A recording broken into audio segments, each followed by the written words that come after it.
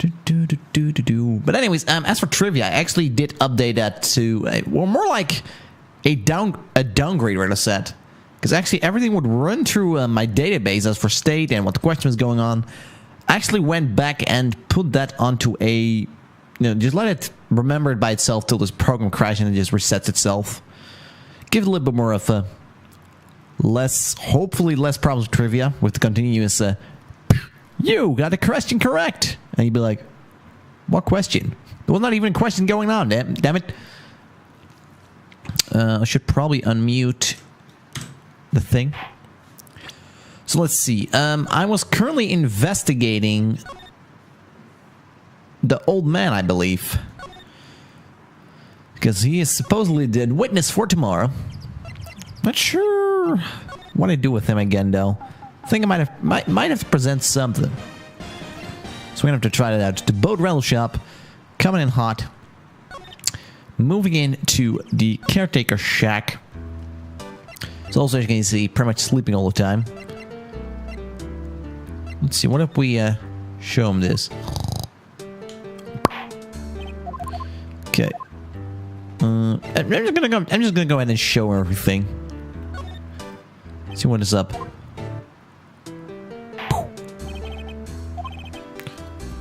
Okay, so as long as it says that, it doesn't respond. Okay, as long as he does this, it means it's not the right thing. Okay. Because in any case, that means we can't really fast progress that whole. Also, if you guys not following Mr. Mootwitch yet, go give the man a follow. His Team Ever After material. Everyone in Team Ever After is amazing. Now listen here, Keith. Yeah, we know. Okay, so we have nothing over there. What we show you? No?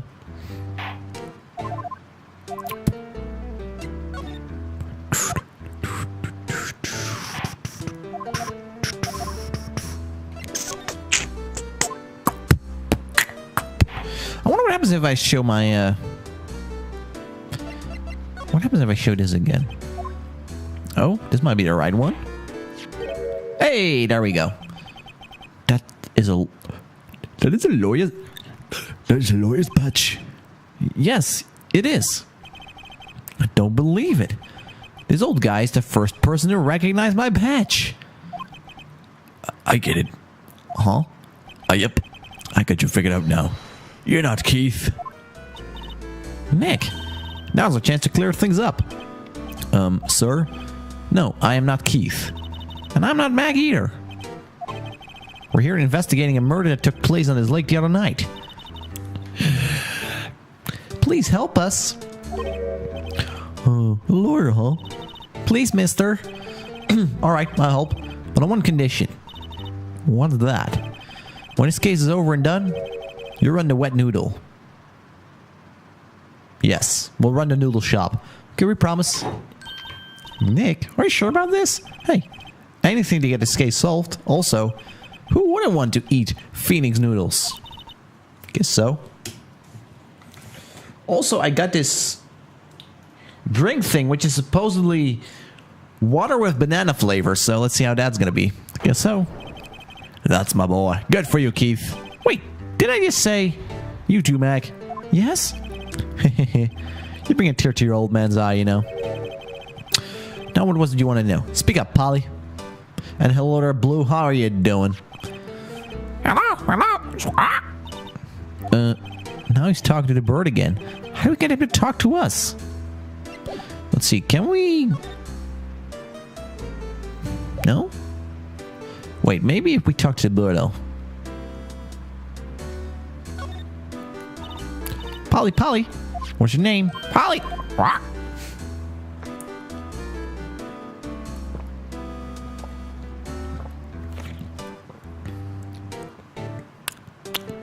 Not too bad, I guess. Just tastes like water, though. Okay, let's see. We should probably just... Oh, wait. He hasn't... Didn't we... We can see that we're our clients. We already had this text. Why? I mean, come on. Wait, why don't we... Can we ask him about this thing now? Oh. Oops. Oops. Look, a little safe. Huh. Don't you go opening people's safe without the permission, Mac. Maybe later. Later? Oh, yes, we will. What if I just talk to him again about these things? No? Hey, Polly, watch it, will you? See, Nick? Okay, let's see. Wait, maybe if we show him pictures. Hi. Yep, I've seen this. You know something about it, sir? Keith?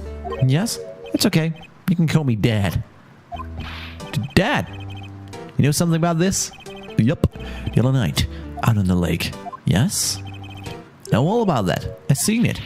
What? Tell us what you saw. And it gives you an idea? I mean, enlighten us. Well, I suppose. Since you're taking over the shop and all. Wait, that means we got a conversation topic, correct? Yes, we do. Sweet. Sweet. Which reminds me, I probably need to tweet out things.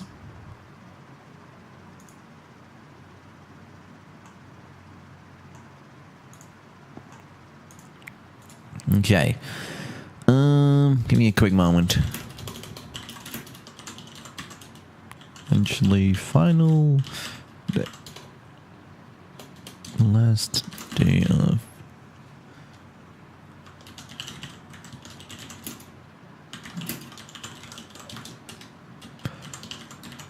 Okay.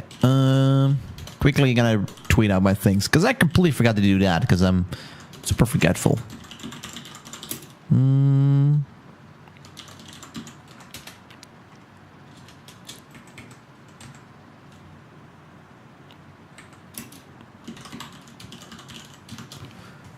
Okay, now let's add a little GIF to this. Let's okay,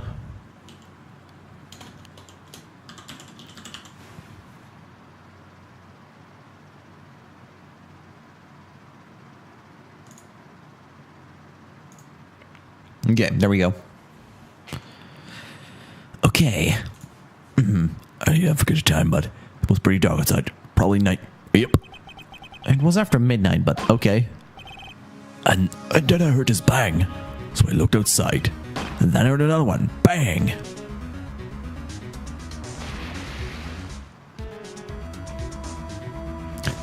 Oh, yes. And a little while later, this boat comes back. And a young man walked by my window here. He was muttering something about himself. Yep. What did he say? Yep. I forgot. I'll remember tomorrow by court time. I promise. We didn't know earlier than that. You know what? Little Chur was just here. Harry? That kid next door. He always used to make him cry, remember? He was wearing this tattered old coat. Got himself some whiskers growing out of his face. Supposed to be talking about Detective Gumshoe. Comes up and tells me to come down to court tomorrow. Really? So I don't think we're going to get much useful information from this guy. Maya, maybe we should be leaving. I think you're right. Oh wait, I had one more question. Huh? Polly, ever forgot something? What? Don't forget about DL6. What? Huh? What did you just say, Nick? One more time, Polly. Don't forget about DL6. What? The DL6 incident? Hey, Dad. This is getting weird. Who is this old guy? Plot twist.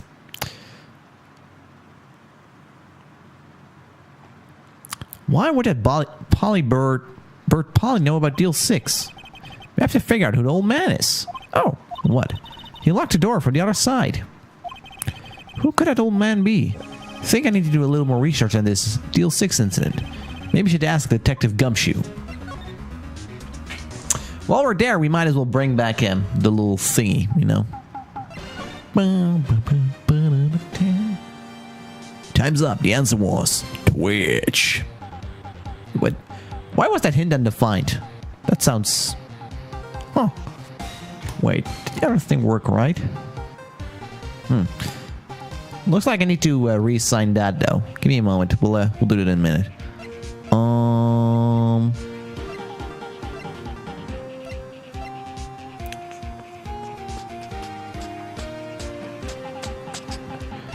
Let's see, we're gonna go to Gourd Lake entrance. We're gonna not examine. I mean, there's not really much to examine here, so we're just gonna move on ahead. Go to the first department. While I'm at that, hint.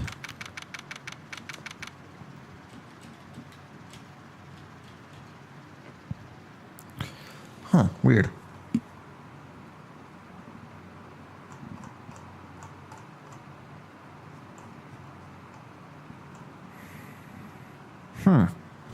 Wait, if I do this... Okay. Okay, let me give me a quick moment. I'm going to quickly restart my bot.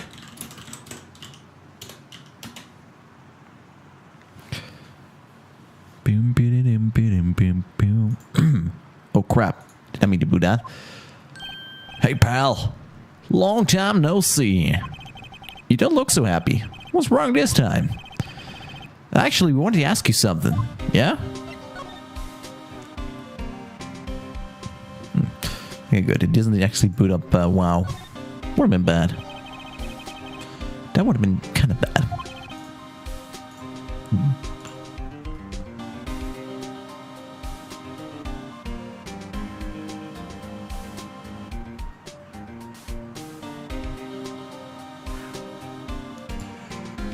Okay. Oh yeah.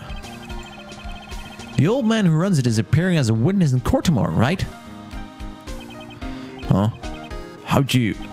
That was supposed to be top secret. Do you know who that old man is, detective? Actually, I don't. He's a bit of an odd bird. Haven't been able to get a straight answer out of him. Decided first that he wasn't persuasive enough to stand as testify as a witness. That's why we called him a lot of heart yesterday. As for who he is, we have absolutely no idea. Huh. Sounds suspicious. Huh. Detective Gumshoe, please, help us. Yeah, Gumshoe, help us. We need to know about the Deal 6 incident. That was when Edgeworth's father died. Can't help but think that it has something to do with the current case. To tell you the truth, don't know much about Deal 6 either. Mr. Edgeworth forbade us from reading the file, so I'm afraid I can't show them to you either, pal. What? However, if you can convince me somehow that Deal 6 incident is related to this case, well, I guess I'd consider opening the file up. Let's go ahead and present the bird, because, you know, the bird was like, never gonna Deal 6! What's that? A parrot? The old man at the boat's rental shop's parrot. The parrot knew about that incident. That incident? Deal 6. What? Polly, have we forgotten something?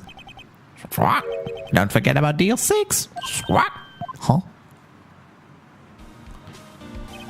I'm pretty sure the old man must have taught her that word.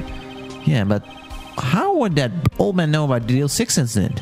Wait, what if the old man was connected to Deal 6? Nick, you think he might be? I get you. Sounds like you need information on the Deal 6 incident. Through here's the station's records room.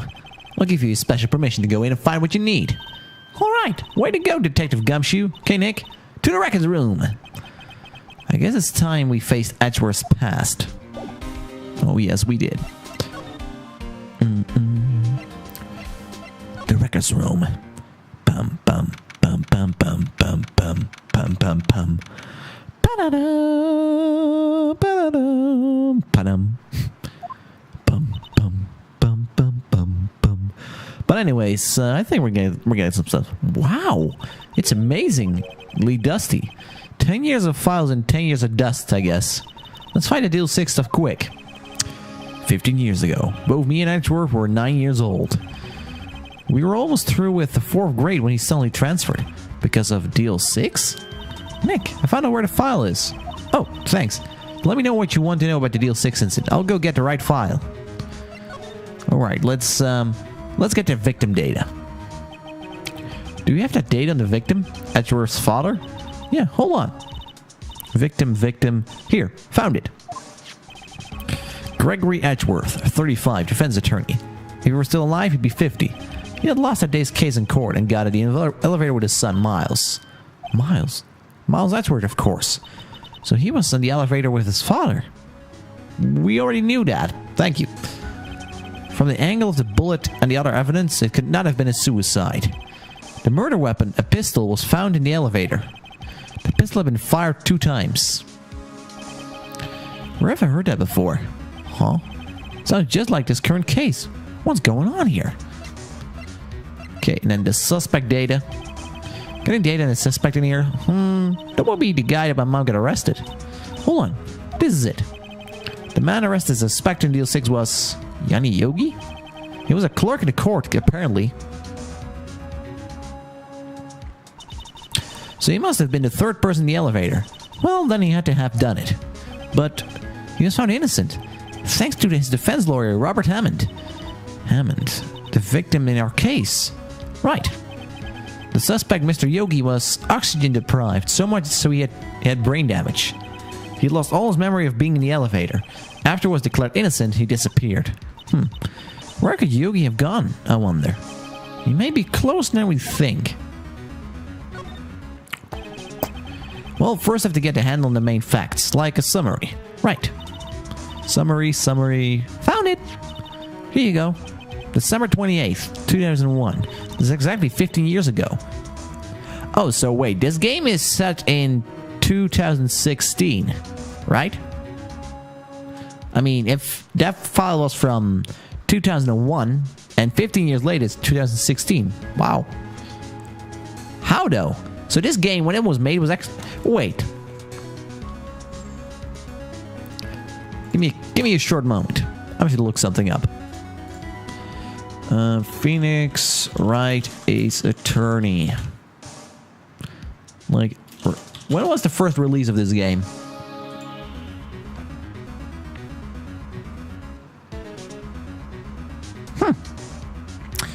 That's kind of funny. The first release of this game was in 2001 on the Game Boy Advance.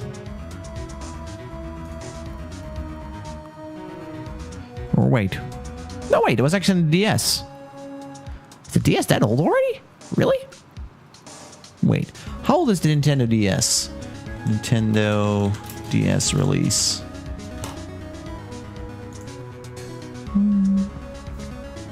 No, wait, so... The 2001 was Game Boy... Oh, wait, here we go. The Game Boy Advance in 2001. Damn. So, and then the DS, it came in 2005, 2006, depending on where you lived. Wait, what? It actually... Wait, what? It has a PC game? I need that. I mean, it's Japanese, though, but, you know... But yeah, wow. So in 2 days, the case is closed. The incident took place in the elevator of the district court. What? Is this the same district we're now holding trial? Looks like it.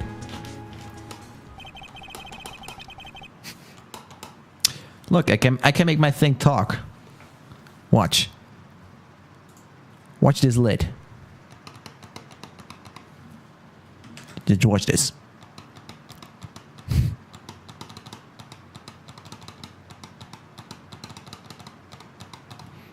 Okay, sorry. There was a large earthquake at 2 p.m. that day. Part of the court building collapsed, and all of the lights went out. Yeah, seeing the future indeed.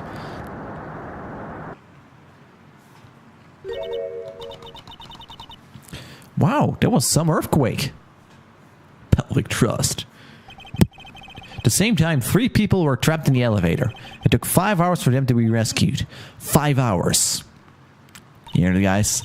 5 hours. I have no idea what public trust means anyways. That would be scary like that in the dark.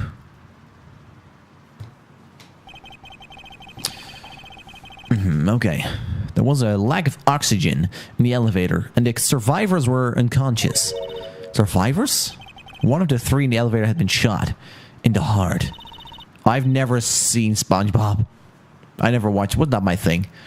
That was Mr. Ashworth's father, wasn't it? He said that his father was shot before his very eyes. So Miles Edgeworth was one of the other passengers in that elevator. Oh, damn. Guess I know generally what happened in Deal 6 now. Still don't know what sort of an impact the whole thing had on Edgeworth. Nick, Are we going to take the whole file? There's too much. We'll never get it out. You're right. How about we just take what we think we'll need? This case file. And there we go. Right. That's probably all we're probably able to find here. Now, all that's left is the trial tomorrow. I wonder how Dad will do testifying in court. To be continued. Boom, boom, boom. Do, do, do, do.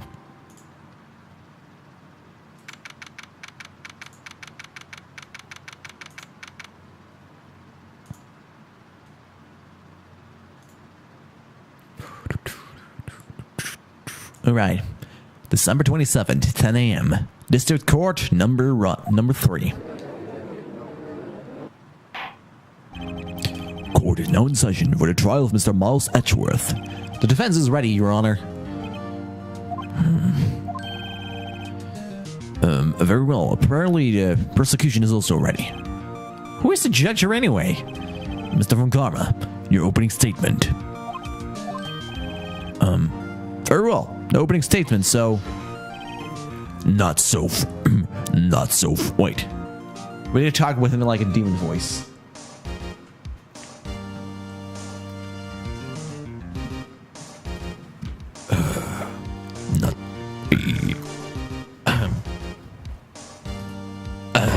There we go. Hey. Not so fast, Judge. I was taking a meaningful pause before speaking. Right, of course. A prediction. Today's trial will end in 3 minutes from now on. I mean, he does have, like, the demon. Objection. Mr. Von Karma, what is the meaning of this statement just now? Must you question everything? It will be over in 3 minutes. We have no time to waste. I'll call my witness now. I call my witness, my decisive witness, to the stand. It's that mysterious boat owner.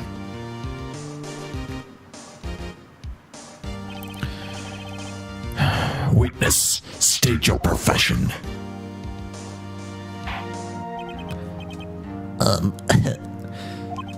I am the proprietor of the restaurant, the White Newland Gourd Shop, Lure Lake. And I also rent boats. The night of the incident, you were at a boat rental shop, correct? Yep, I was. Please testify. Wait a second. We still haven't heard who this old guy is. Objection! Wait a minute. The witness hasn't stated his name yet.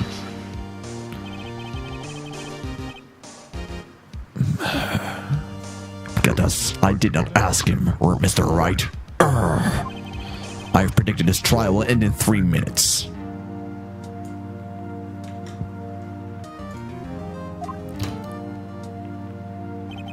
Stop asking trivial questions and cooperate. Yeah, right. The witness will state his name.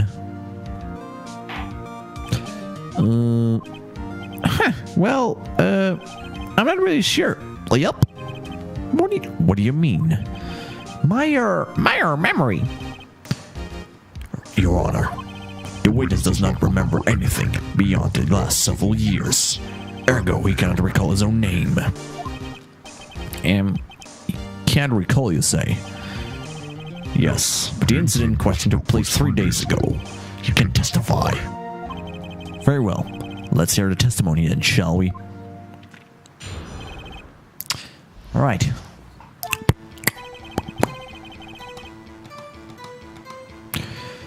It was the night of 24th, just after midnight. Yep. I was in a restaurant where I rent boats as usual. Then I heard a bang. Yep.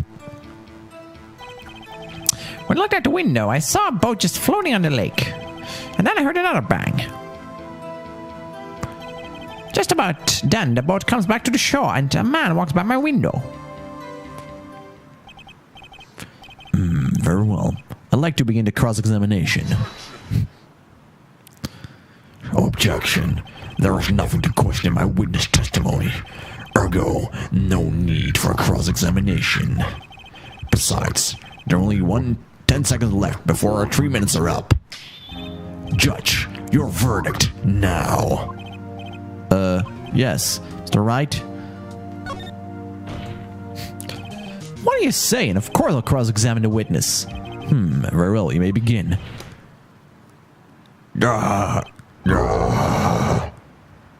Excuse me, Mr. Von Karma. 3 minutes just passed. I see. Well then, let's just take our time. You may cross-examine the witness. Finally, he stops caring about Mr. Von Karma, you know. Let's see. 25th or 20...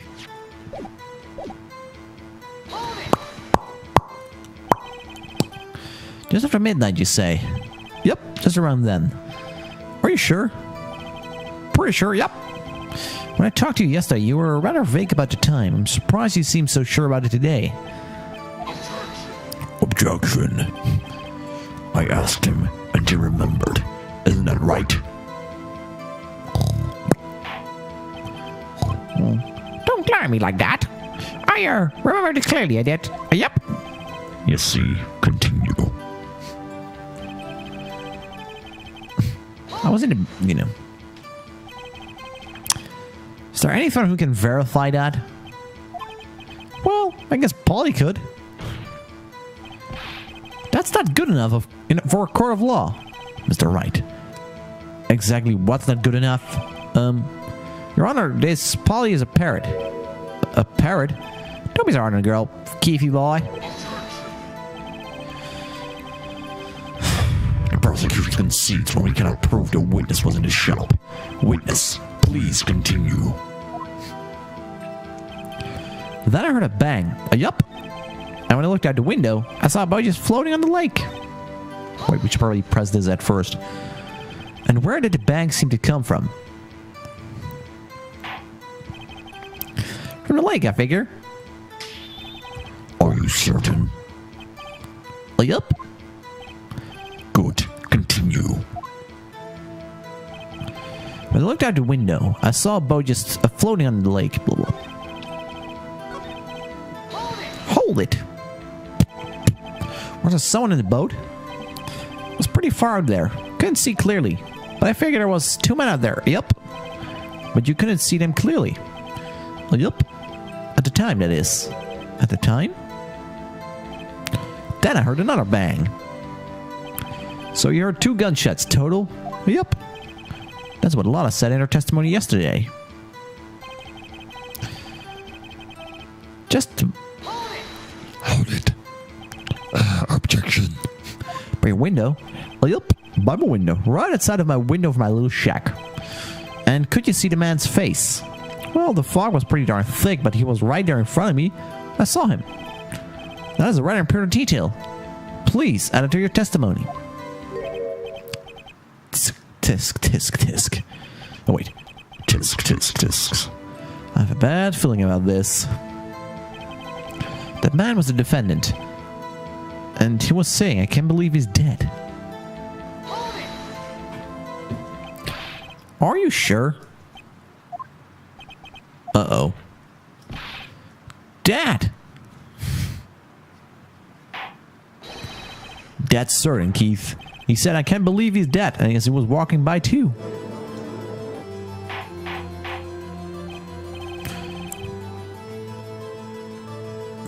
Witness, are you sure the person you saw was Miles Edgeworth? It was him, that Edgeworth boy.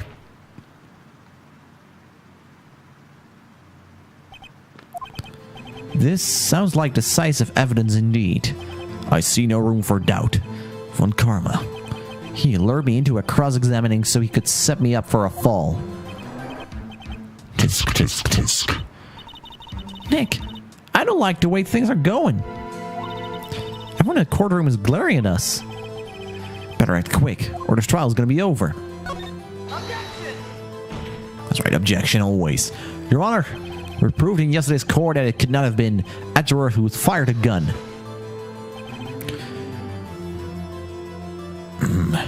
Mr. Wright, are you referring to the fingerprints from Edward's right hand found in the gun?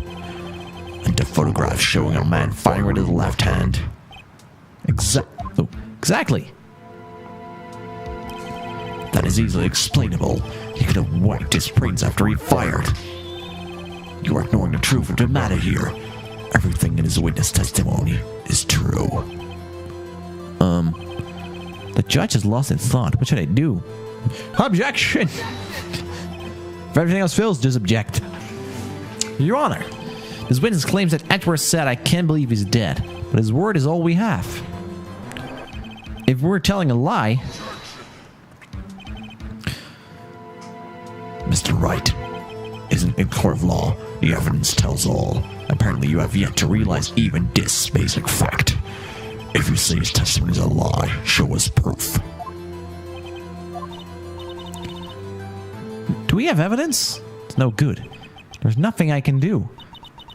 Are you sure? To be honest, I don't know what to do anymore. Please. Can you hear me, sis? Please. We need your help. Nick needs you. Tisk, tisk, tisk. 3 minutes was perhaps too high of an expectation. However, 15 minutes isn't bad. This must be a new record.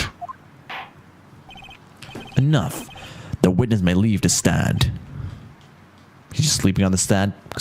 Why not? This court sees no reason to further prolong the trial, nor is there any need for more time to decide the case against the defendant. This case is extremely clear. I see no room for misinterpretation for the facts. Well, what? No. This court finds the defendant, Mr. Miles Edgeworth. Oh wait, no, of course this happens, I think. If I remember what is actually supposed to happen. The accused will surrender to court immediately, to be held in pending trial at higher court within a month from today's date. That is all. The court is adjourned.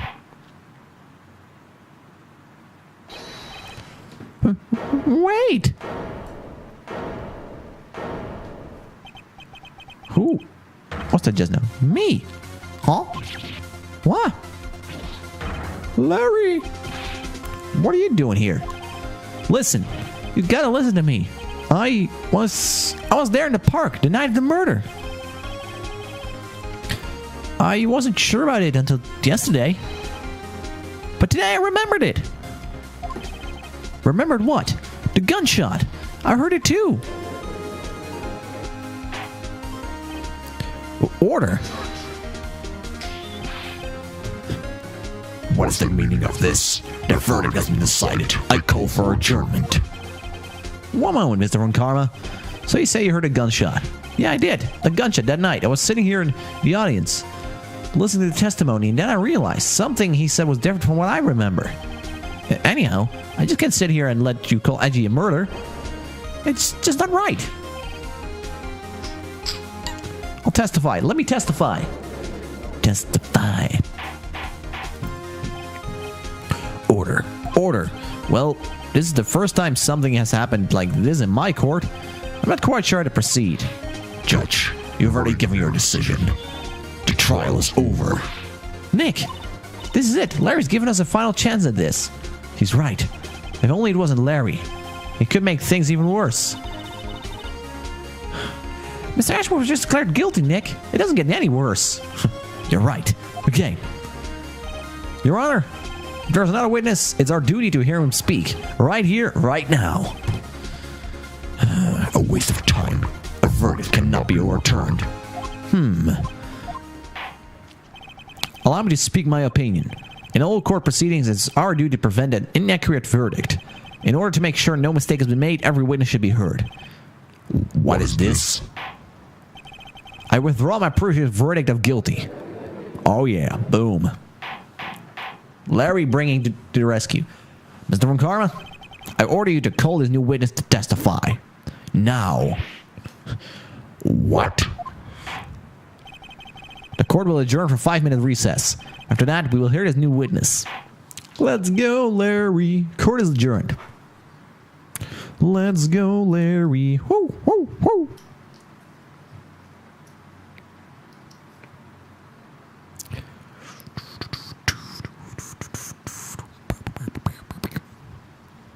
Okay.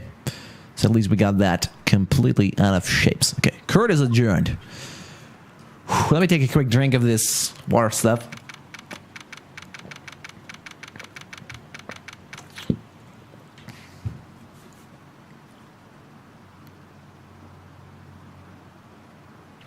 Also, I don't see how this tastes like bananas. Last time I'll probably buy this. I'll finish it at least. But it's not that good. I mean, I'm not just a fan of water. Probably because it's not super cold or anything. Alright. Whew. That was too close. Sorry to keep you on the edge of your seat like that, Edgeworth. I've seen worse. Yeah, right, Edgeworth. You're sweating bullets. I wonder what Larry plans to say in there. Larry was at the lake tonight? Yes. He said he went looking for the steel samurai balloon that flew up in the lake. Alright. And he found the balloon in the air tank that night. Hey, Edgeworth. Huh? You say something right? Yeah, a lot of things. You seem out of it. What's wrong? It's nothing. So, Edgeworth, there was something I've been meaning to ask you. What's that? Why are your fingerprints on a murder weapon? Oh.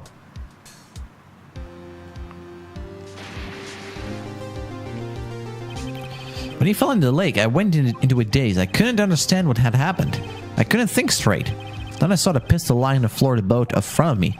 I picked it up without thinking. Didn't have a reason, really. I see. Right. Yeah. This might be our chance. Our chance? Von Karma's only ever run perfect trials. Perfect? Perfectly prepared witnesses. Perfectly completed evidence. That's the secret to his success. This is the first time he's ever had to deal with something unexpected. He has let someone he hasn't ever even talked to testify before the court. And that someone is Larry. What are you getting at? Likely his testimony will be full of holes, right? That's right. No 10-minute trial this time. We'll milk this one for all it's worth. Hey, it was 15 minutes. 15! Everything depends on Larry now. You know, when that's gonna get attention, when Larry is the one that's going on the stand being like, yo, it's my turn to talk.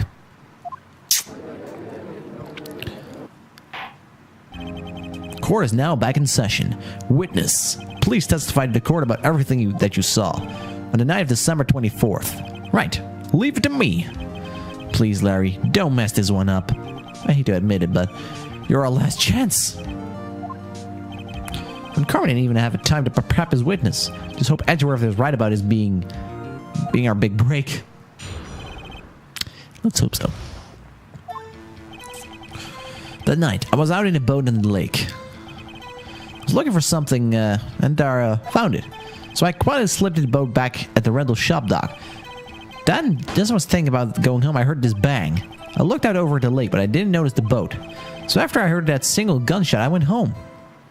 Single gunshot? That was an unusual fake testimony even for this court. In any matter, Mr. Wright, you may begin your cross-examination. Yes, Your Honor. What's wrong, Nick? It's Larry. I have no idea what he's going to say if I press him. I'm a little scared. We've come this far. There's no way to go but forward. Exactly. Exactamundo. So let's see. Let's go for that gunshot thing, because that seems more likely. You know, everyone's like 2 gunshots, and then there's 2 of them.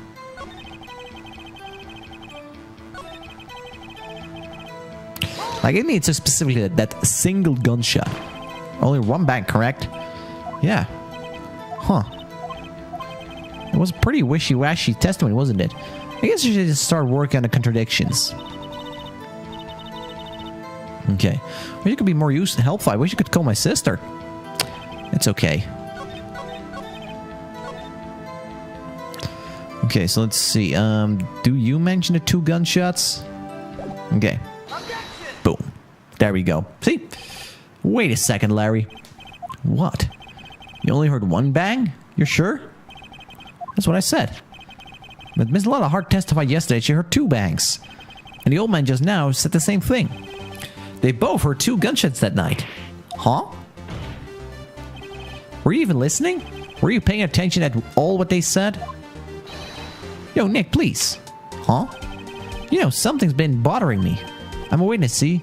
I'm like a customer here. So you gotta treat me nice and stuff, okay? Mr. Butts, what? You only heard 1 gunshot? Are you sure?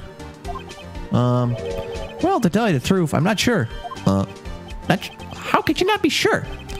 Yeah, well, I might have missed the other gunshot. I was listening to something else. Something else? My radio, dude. On the headphones. What? I mean, clearly a gunshot would come through that anyways. Order. Stop that booing. Mr. Butts, you were listening to a radio on earphones? Yeah, so what? I listen to my radio. Everyone listens to radio. What's the big deal? This is from Karma. Your opinion? Waste of time. I do not accept his witness, nor his shoddy testimony. Huh. Well, Mr. Wright, should you continue the testimony? Continue, please. Your Honor, please, allow this witness to continue his testimony. Nothing is... Oh, wait. Brr. Nothing's more pitiful than a lawyer who doesn't know when he's lost. Very well, Mr. Butts. Please give your testimony and be sure to include details like your radio. Right. Leave it to me. I wondered if there were any other way out of this, but leave me. Can't imagine that much.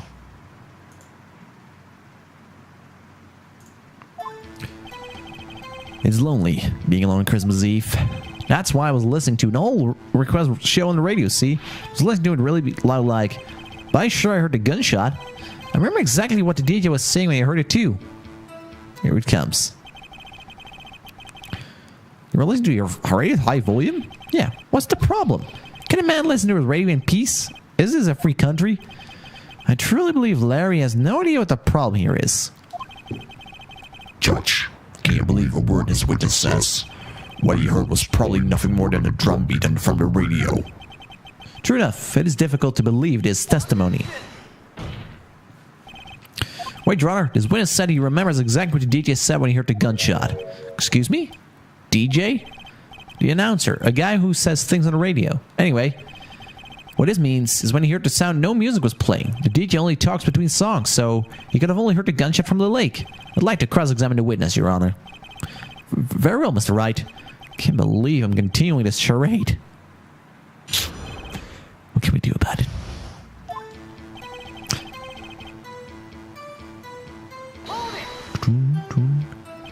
So you're turning the radio.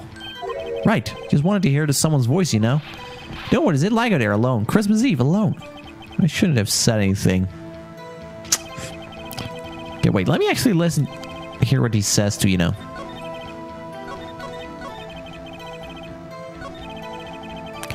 Okay, let's say what they say. Objection. Mr. Wright. Please cease these pointless questions. What possibly could good knowing what radio DSA do to us? Indeed, Mr. Von Garmo has a point. Allow the question only if you see some reason why we should care. Because we should care. We should care, Your Honor. Of course we should. Why? Well, how do you know we don't ask, huh? Fine, very well. The Butts, please testify to the court. What was the radio announcer saying when he heard the gunshot? Okay, this is gonna add a thing. Hey, it's almost Christmas. Boom. There's the opening lead.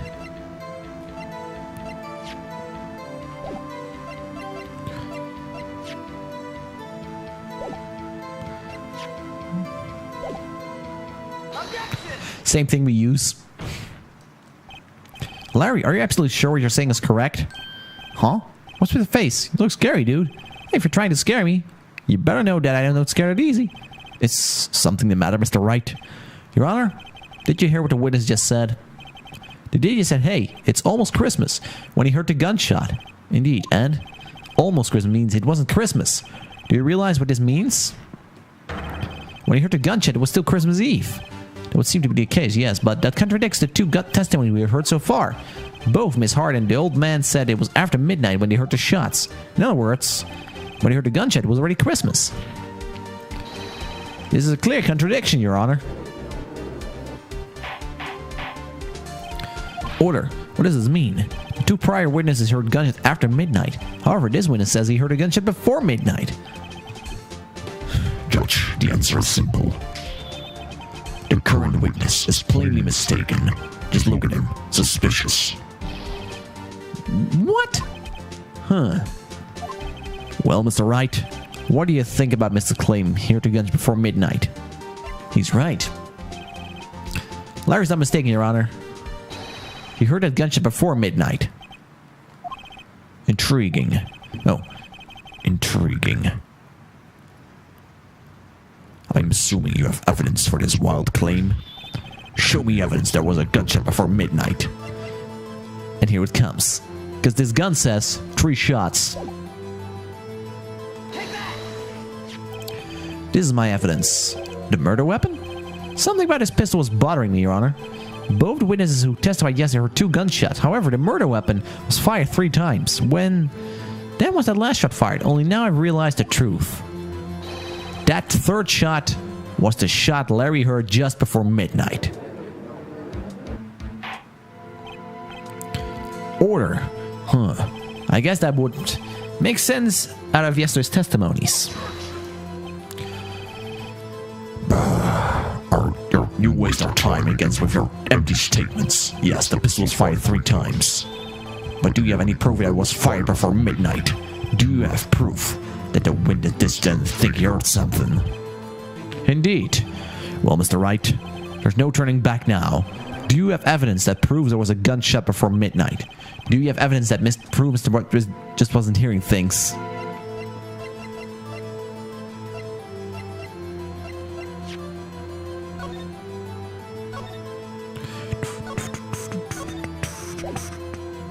Okay, let's see.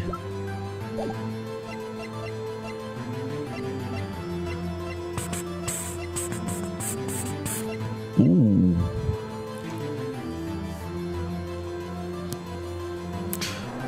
Cool, I didn't know you could do that, actually.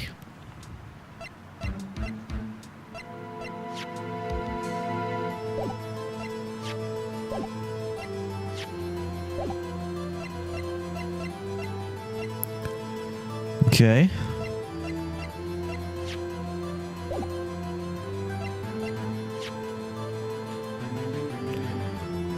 Oh, wait. Look at this photograph. This was taken by our witness yesterday, Miss Lola Hart, with her own camera. The timestamp of the time photo reads December 24th, 11:50 p.m. Oh, yeah? But there was nothing in the lake in this picture. Your Honor, the real issue here is not why nothing is shown on this photograph.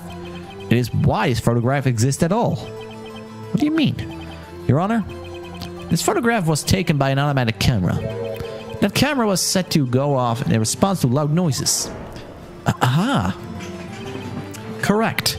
There was a loud noise in the lake at 11:50 p.m. This is why the photograph was taken. In other words, there was a gunshot at the time that Larry claims.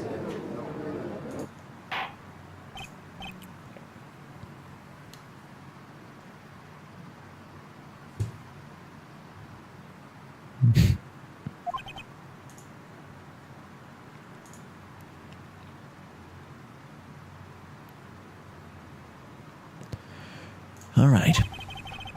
That would make sense of the evidence we've seen so far.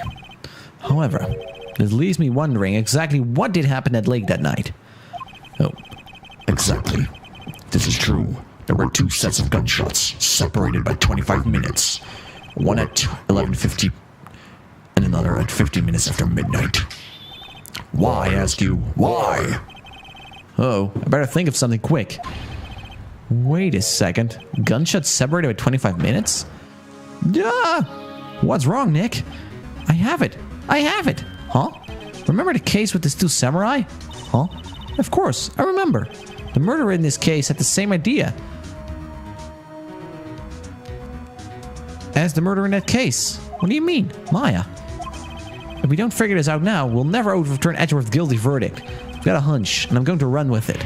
Right. I mean, is this safe? Safe? We've already gotten a guilty verdict. We have nothing to lose. You just watch and let me know if anything sounds fishy, okay? Right, Nick? Your Honor. Yes, Mr. Wright? The testimony now just has declared the entire case. Oh, yes. Here we go, friends. What do you mean, Mr. Wright? So you finally realized the truth. There can no be other murder than Mr. Miles Edgeworth himself. Wrong, Lord Karma. A man was shot at night, but it wasn't Edgeworth who did the shooting. Listen, rookie. take a deep breath and consider the facts. At the time of the murder, one boat was on that lake. This was shown by the witness photograph. The defendant Edgeworth and the victim Robert Hammond were on that boat.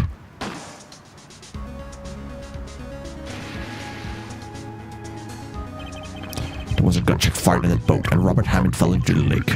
The distance of the shooting was 1 meter. It couldn't have been suicide. Well, the guilty party has to be no other man than the other man in the boat.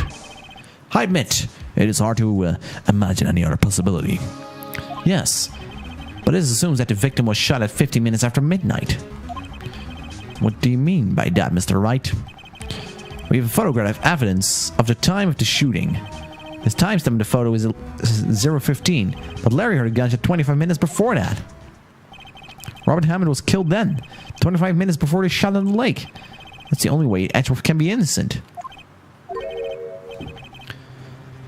Mr. Wright. Mr. Wright, are you quite mad? Explain who this is sitting in the boat. Of course, it was Edgeworth and the murderer. After the murderer killed Robert Hammond at 11:50, he assumed the guise of Mr. Hammond and met Edgeworth. What? Are you serious? Yes. Edgeworth don't tell us why he went to the lake that night. However, I have a hunch. That night, Robert Hammond called Edgeworth to the lake. Now Edgeworth didn't know Robert Hammond's face that well. That's why he didn't suspect anything when the murderer took Robert Hammond's place. Not sure what to make of this. Ludicrous. Mr. Wright, tell us the name of the murderer then. The murderer's name? Right. It's... Actually, I don't know the murderer's name. You don't know? You waste my time. I don't know because he never told us. The murderer is the caretaker of the boat shop, that old man. And 11:50, he was the one who killed Robert Hammond. The caretaker of the boat shop? Where did he do this? There weren't any boats on the lake then. Why would he have to go all the way out to the lake just to shoot someone? May I suggest that the real scene of this crime was not the boat? What? Well then, where did the murder take place? I mean, clearly that's gonna be right over here. Here, of course, the boat shop where he lives. That way he could meet with the victim without anyone seeing. Do you have proof? Oh. Do you have proof that the boat shop was the scene of the crime? Recall Larry's testimony if you will.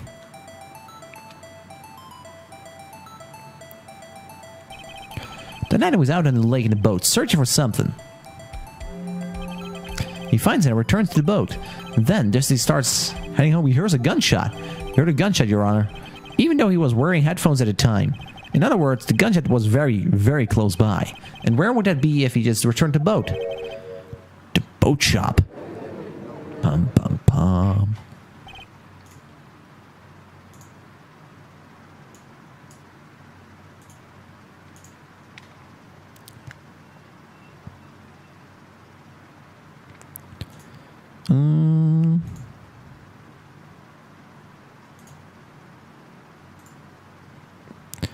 Quickly, Emily, do something.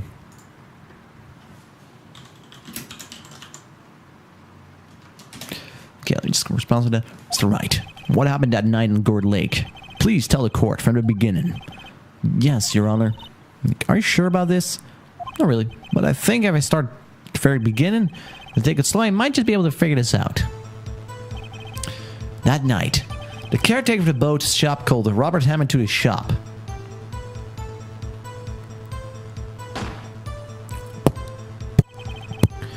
That was around 11:50. That was when the gunshot that Larry heard was fired.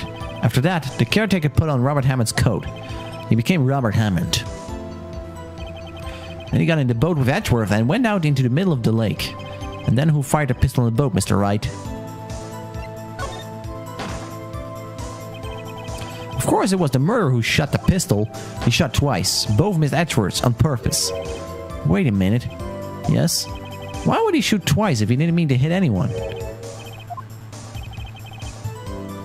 Know this, Mr. Wright. The moment you run out of explanations, the moment you lose. Tell us why the murderer had to fire twice. I believe he shot twice to create a witness. Create a witness? The murderer lifts his pistol and fires one shot, then ensures that anyone who heard the shot would look at the lake. Indeed, it was hard to do exactly that after hearing the first gunshot. Next, the murderer waits a bit and fires again. And then...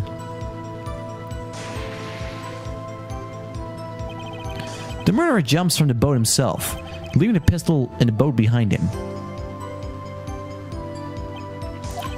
I see. To someone looking from the edge of the lake, it would appear that one of the men of the boat just had shot the other. The murderer didn't know about the automatic camera, of course. That's why he shot twice, to draw attention to the boat. Once you realize that, everything falls into place. The boat shop caretaker swam back to his shop, then put Mr. Hammond's wet back on the body, and then threw the body into the lake. This is what happened, Your Honor. These are the events that transpired that night on Gort Lake.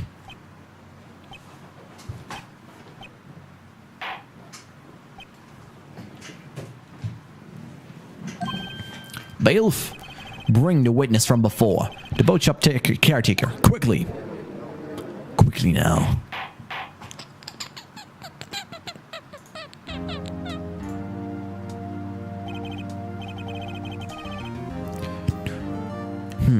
Very well. While we are waiting for the caretaker, I would like to ask the defendant, Miles Edgeworth, a few questions.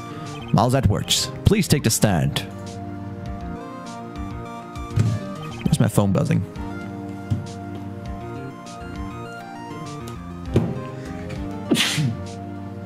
Whoops, sorry for that. Okay. You heard what the defense has said? Yes. Well, why did you go to the lake that night?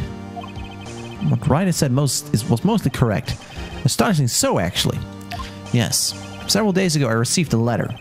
The letter was signed Robert Hammond. He asked me to come to the boat shop by the lake at midnight on Christmas Eve. He said he had something very important to discuss with me. Something important? I'm sorry. Can't say what it was. Your Honor, sir. Bailiff, we're conducting a trial here. I ask that you remain quiet. The witness has disappeared. He isn't at the boat shop either. What? What should I do? Find him quickly. We cannot allow him to get away. Rival, rival, rival, rival. Rival, rival, rival. Mr. Von Karma, your witness has disappeared. A search warrant has already been issued. Goes without saying that I cannot declare a verdict under these circumstances. I will extend the trial until tomorrow, the final day allowed. I request that the police department utilize all of its forces to find a witness. Am I understood? One more thing. Just who is that boat shop caretaker? I think his identity has become very important to this trial. I want him, and I want to know who he is. Very well. Court is adjourned. Day 3 of the trials.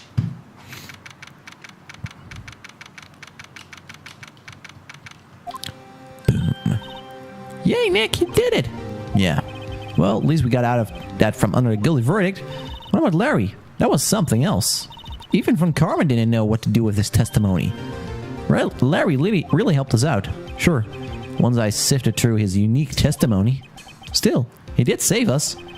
So wish our cases weren't so down the wire all the time. I know what you mean.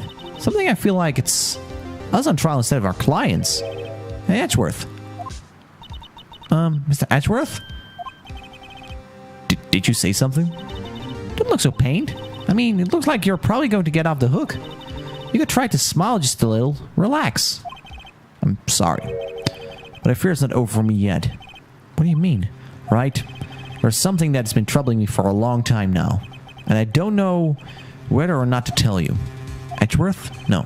There's still a little time left. I want to tell you, to get it off my chest, but I can't make up my mind. What's this about, Edgeworth? It's a nightmare I've had. A memory of the crime that I committed. A crime you committed?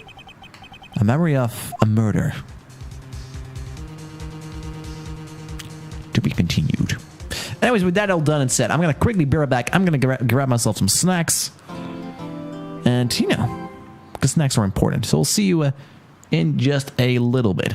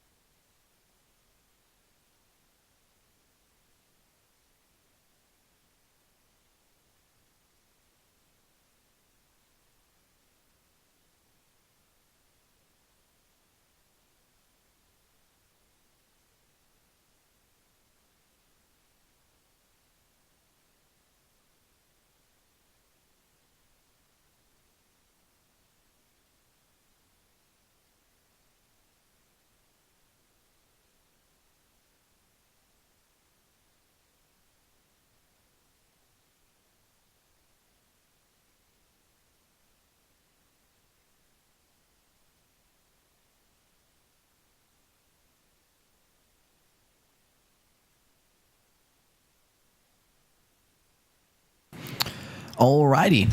So let me quickly go ahead and unhide all the things. And let's go on with this game. I wish there was some music in between, so sorry for leaving you all quiet in here.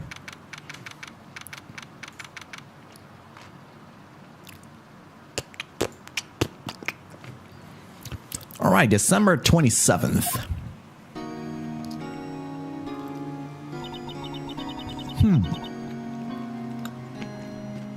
Crap.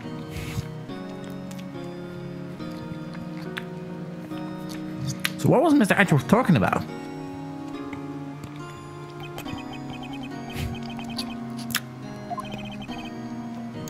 We just saw this anyway.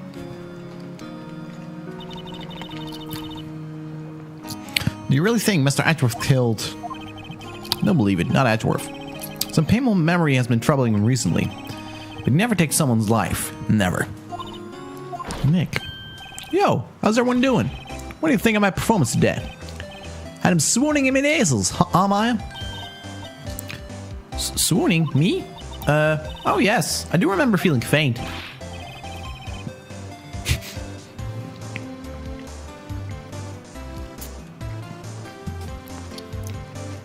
Okay. Right on. Tell me the truth. It was like love at first sight, right? Right, Nick? Huh? Me? Well, maybe my heart skipped a beat or two. I think I can do better than that.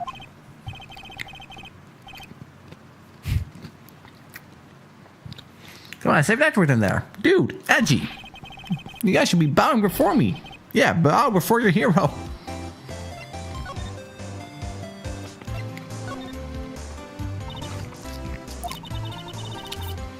Why do you trust Mr. Edgeworth so much? I mean, he's changed recently, true. When we first met him, he was kind of a jerk, don't you think?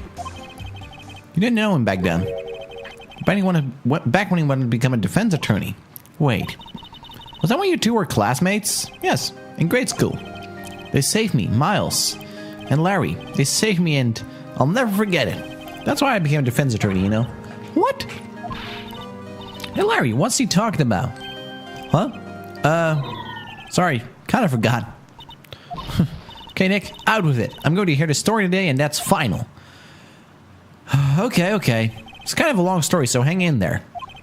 It was the beginning of spring, 4th grade. I was on trial, a class trial. A class trial?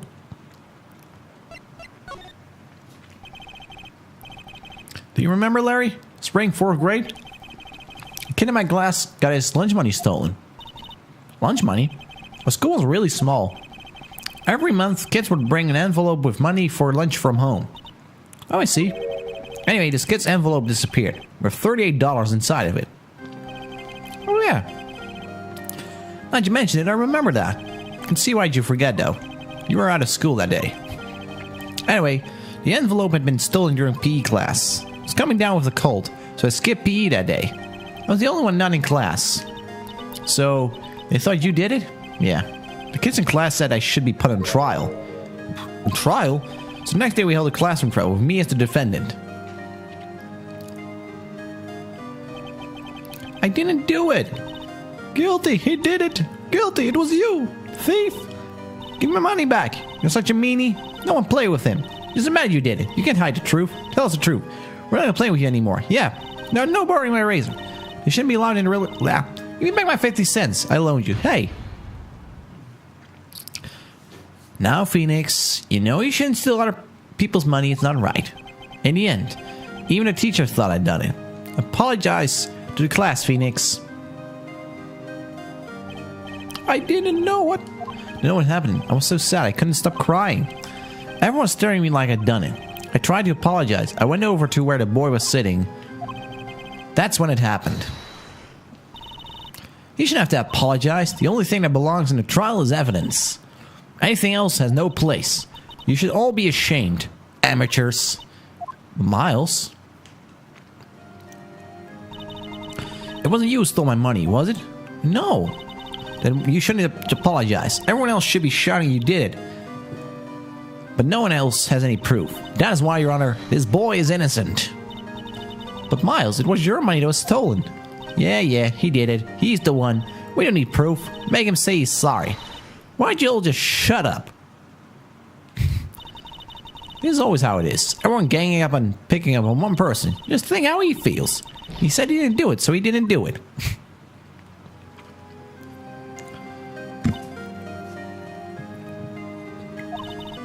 Very well. I'm gonna place the money myself. This class trial is over.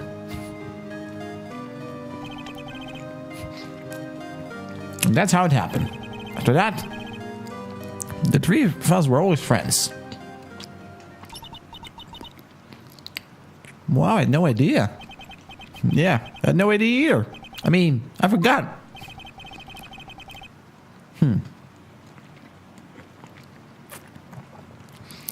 That's when I learned what it meant to be alone. Totally alone, without a friend in the world. You did a good thing, Larry. Yeah, well... I'm just lucky I took the day off from school. If I'd been there, they would have thought I'd done it. So I took it kind of personally, you see. When something smells, it's usually the butts.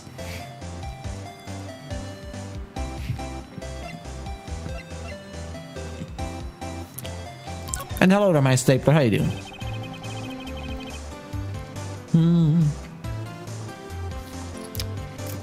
Okay. Anyway, Edgeworth and I talked after the class trial. Is that what I think it is? Then forgot exactly how to pronounce the name. I think it's from an anime, if I'm correct. It looks familiar, that's for sure. Remember his eyes with Tengen Kuren Lagan or something. Forgot what his exact name was. It's been a while since I saw it. Where his eyes would shine when he talked about his father. I'm going to be a defense attorney, just like my dad. A famous defense attorney. Oh yeah. A few months later, he suddenly transferred to another school. The Deal 6 incident. Right. Not sure, but the transfer probably had to do with his father's death. That's so sad. Several years later, when I heard Edgeworth's name again, there was an article about him in the newspaper. The headline was something like, Dark Suspicions of Demon Attorney. Fabricating evidence, manipulating testimonies, covering up facts. The article said he'd do anything to get a guilty verdict. Anything. But why? What happened? I mean, that's not the Edgy I used to know at all. That's what I thought too. Tried to get in touch with him and I don't know how many times. He never replied. Guess he didn't want to see his old friends. Could just drop it though. I wanted to meet him. To learn why he had become who he became. That's what I decided. Wait, you don't mean... That's why? That's why he became a defense attorney? To meet Edgeworth? If I was a defense attorney, I knew I'd have to meet him whether he wanted to or not. In court. Edgeworth believed in me and I believed in him. He's in pain. And no one's on his side. I'm the only one who knows the real Edgeworth. I'm the only one who can help him. Whoa, Nick. So, that's why you helped me out for free? Yes. Helped because I believed in you. Except I don't remember saying I'd do it for free.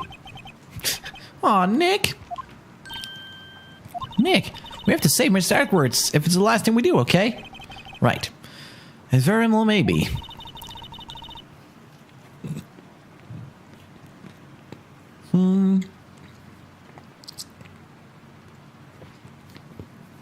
Okay. First, that's the rental boat shop caretaker. We need to find out who or what he is. I'd settle for who.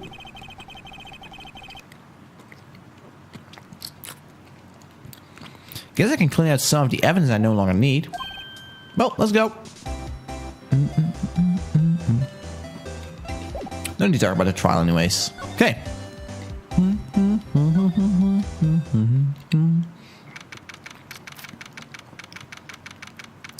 Okay.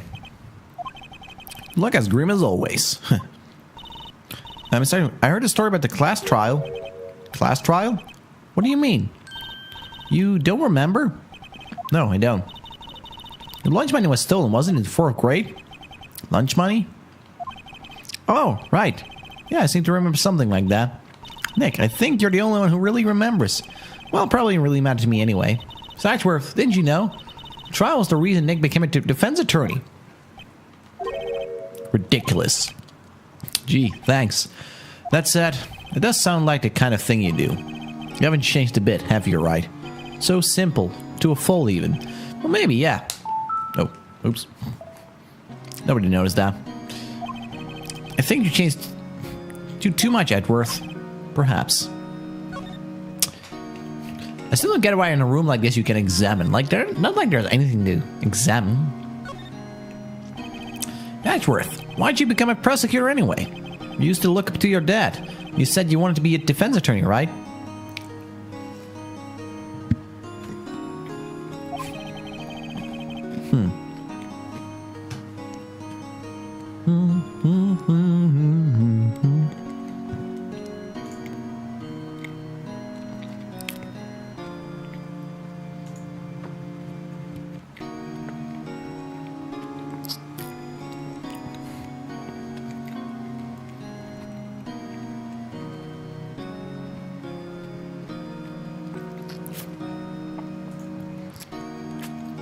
Okay. Don't let myself deny reality like you.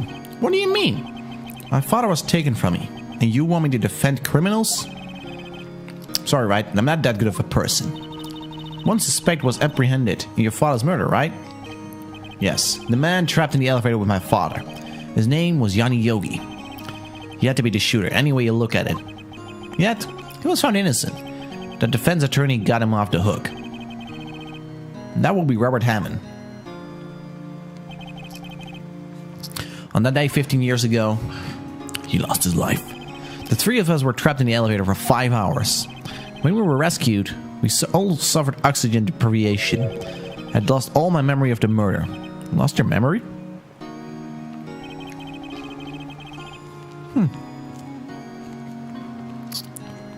Even now, I can't recall what happened in the elevator.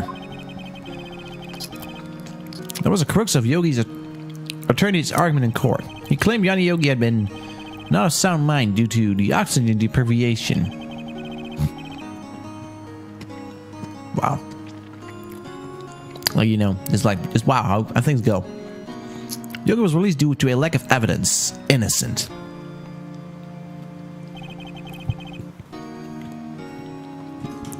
That's when I changed my mind. I started to hate defense attorneys.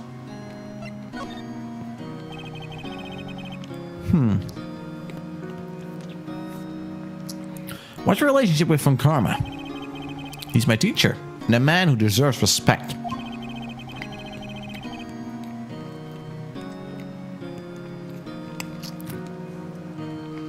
I learned everything I know of courtroom techniques because of him.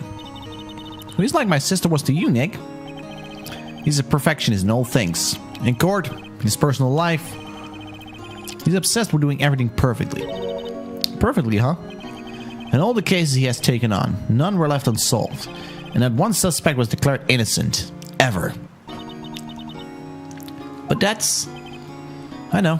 It's possible some of the suspects were indeed innocent. However, it is impossible for us to accurately determine in every case. All Von Karma does is his job. To find the suspect guilty. Perfectly. In any case... It's nigh well impossible to find a weakness in. Should a weakness appear, he will do everything in his power to make it go away. Edgeworth, what you're saying is true. You're headed for a guilty sentence tomorrow. He's right. There's no trying to praise the enemy, Mr. Edgeworth. It's a strange situation in which I find myself. I'll admit. No kidding. We'll get you out of there, Edgeworth. You know that. Let's see where Mr. is home. He's out again. When does he work anyway? No, don't be harsh. He'll have to come back later. Always later, never today. Let's go back to the office.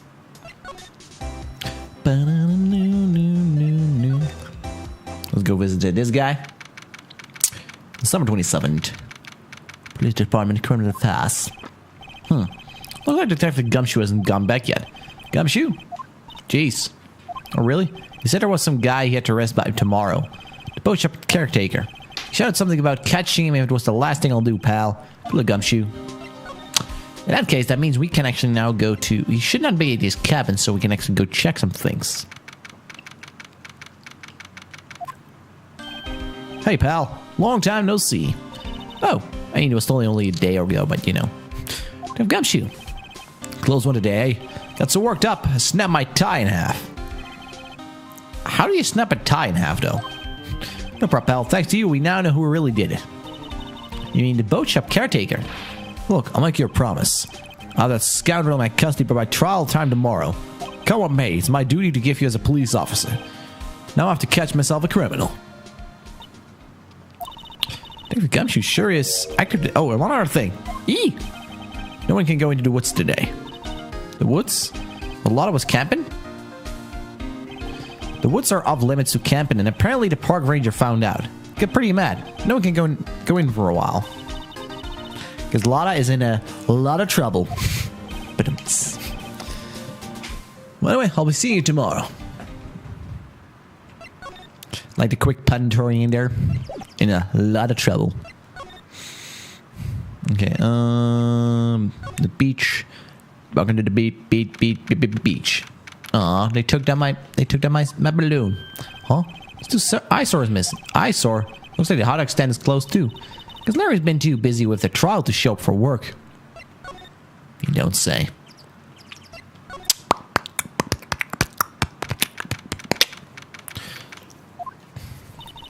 The old caretaker got away. Yep. I never imagined he might be the real murderer.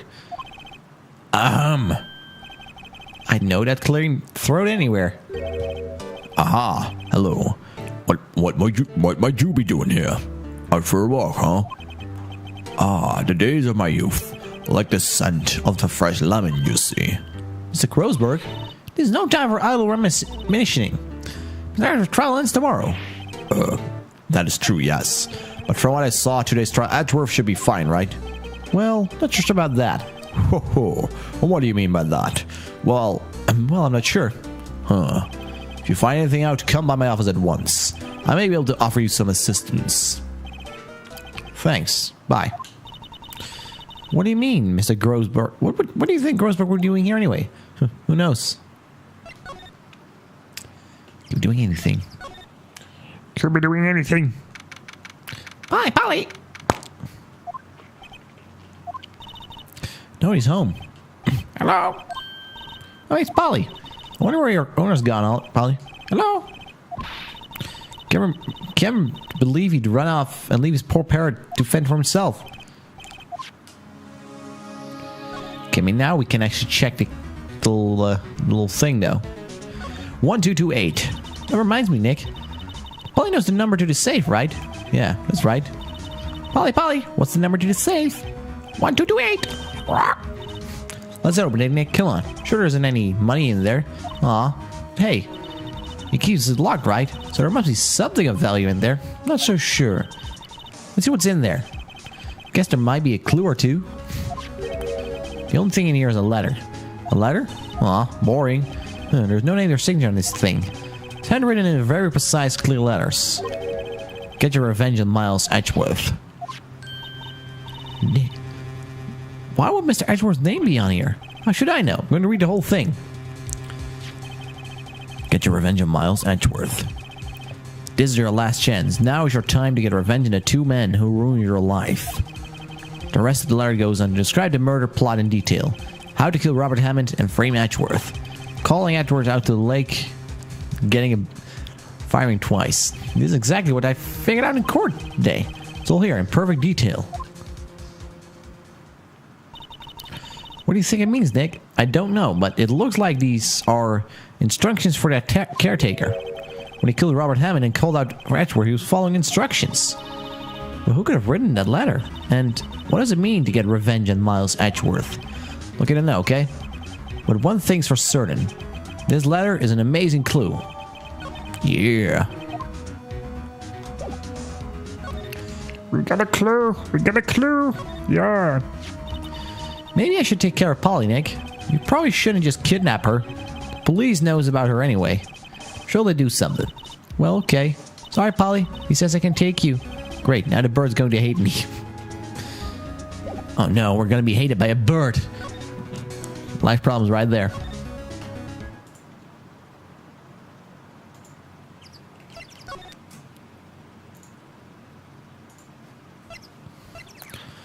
Okay, go to the public beach.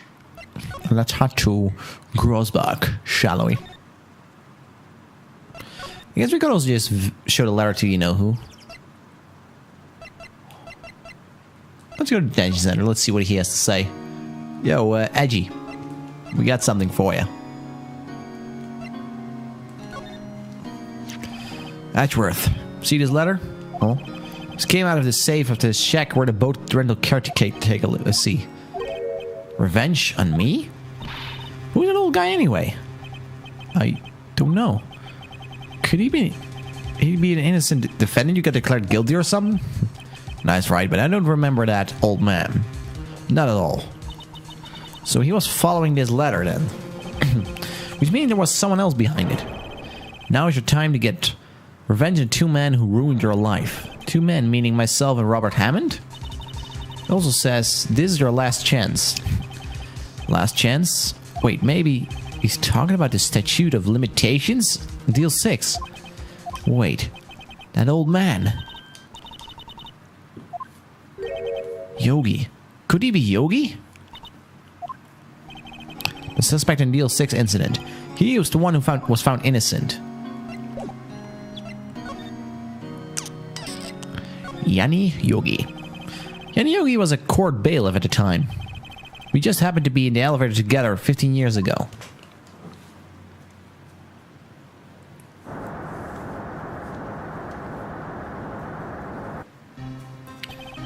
The quake was incredibly strong.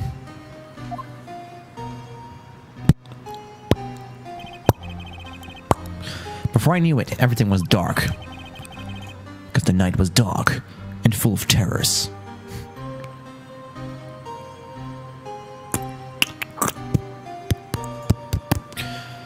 We were there for so long, it felt like forever. The air thinned, and the darkness closed in on us in a little box. We became unsettled. Help! I can't breathe! Quiet! I said quiet! You don't make this any easier. I want to get out. Help! Get us out! Don't shout, you'll just use up more oxygen. That's all I remember. When I came to, I was in a hospital bed, staring up at the ceiling. In court, Yanni Yogi's mental condition was called into question. They claimed the oxygen deprivation and stress has caused temporary insanity. In the end, the claim passed the court, and Yogi was found innocent.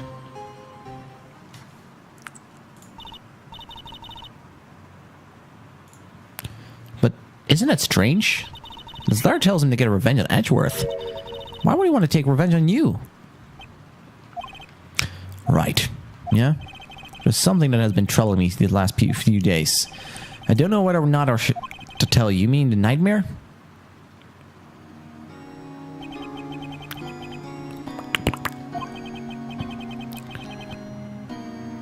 As a memory of a crime I committed.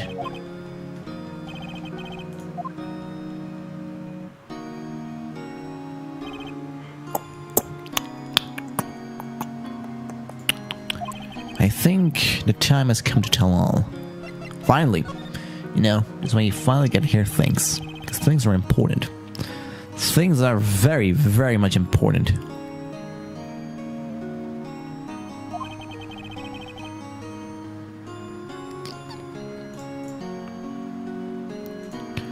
I wake up in a fearful sweat every time.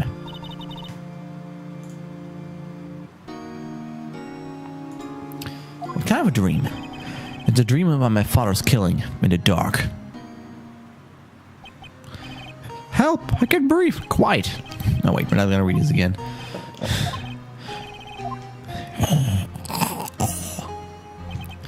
I can't breathe.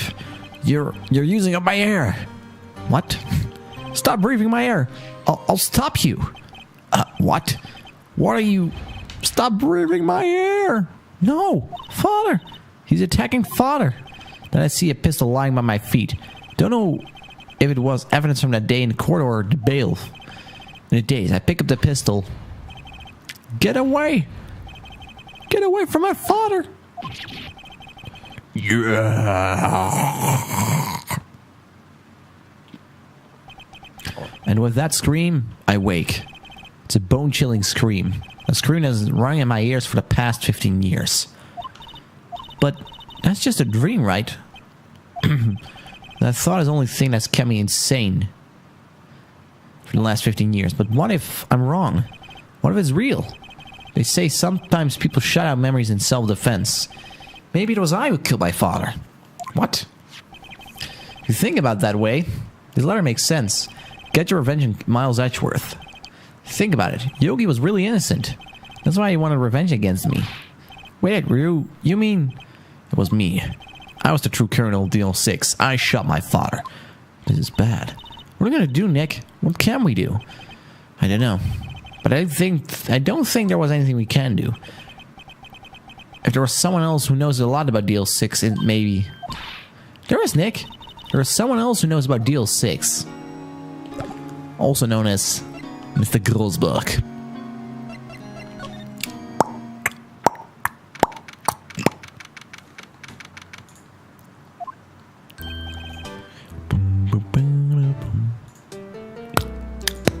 Mr. Grosberg. Oh, hello there. What's wrong? You look troubled. No kidding. Can't believe you're not. Well, my. Just calm down and tell me what happened, huh? It's Mr. Edgeworth. He... I see. So Edgeworth dreamt he shot his own father. It's only a dream. It's just a dream. I wonder. What? If that's the case, then why do you two look so troubled, huh? Well, also we consider this. Yogi quite certainly holds a deep grudge against Miles Edgeworth. So deep he'd want to frame him for murder. This leads me to surmise that Mr. Edgeworth's dream was not a dream, it was real. As you imagined. Miles Edgeworth threw the pistol to save his father. The pistol fired and the deed was done. No, I don't believe it. Yogi was suspected of murder and his career as a bailiff was irrevocably wrecked. Irrevocably wrecked, or something. Thuzy sought revenge on Miles Edgeworth.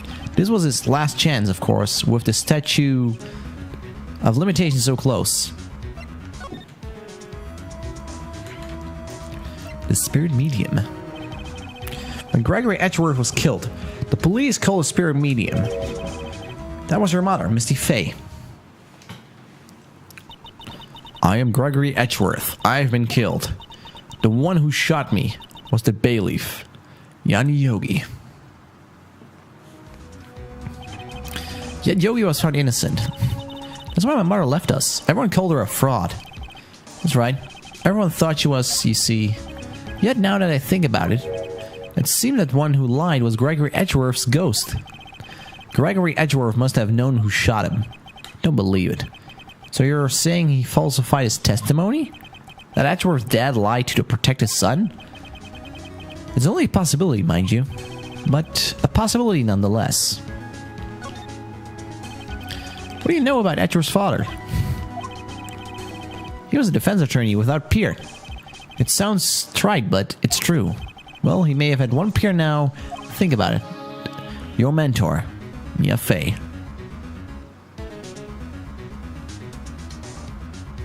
Wait. Oh, wait, did I remove that art thing?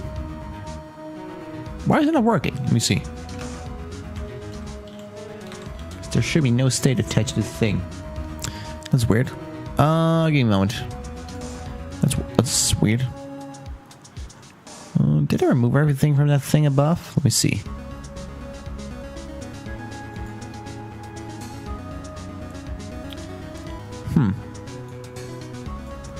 Might need to do this entirely. I'll just restart it. Give me a second.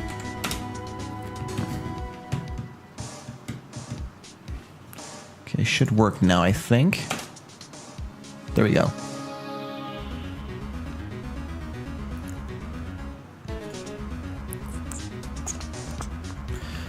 Your mentor Mia Fey. My sister?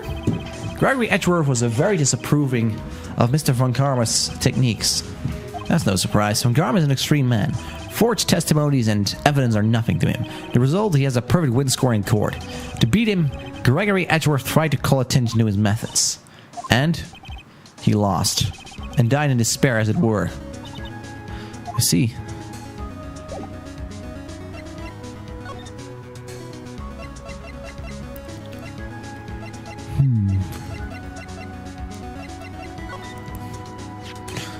Oh, so this is the letter.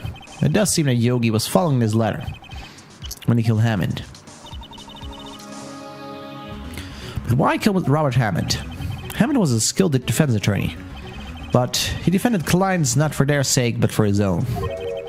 His own? He never trusted his clients. No, that one. The only thing he trusted was his own ability. But he got his clients found innocent, so why should it matter? Actually, my dear, it's quite different. He wanted an innocent verdict because, for no one but himself. Yogi was a free man, but socially he was ruined. Huh? You'll understand soon enough. Damn. My nose was stuck there for a second. Wait, what is it? This letter. I've seen his handwriting somewhere before. A long time ago. Whose handwriting is this? Do you have any idea who wrote this? Von Karma. Could it be Manfred von Karma? Why would he have something to do with this?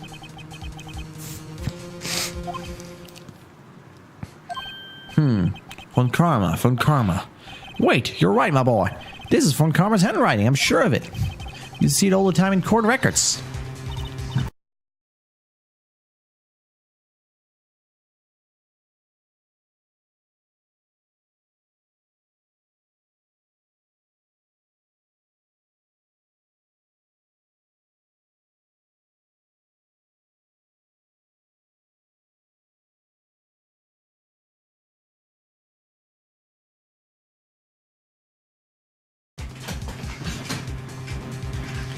Accidentally kicked into the cable of my thing.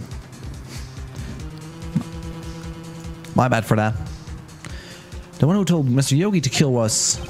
correct. Manfred von Karma himself. What does that mean then? Why would Von Karma want to frame Edgeworth?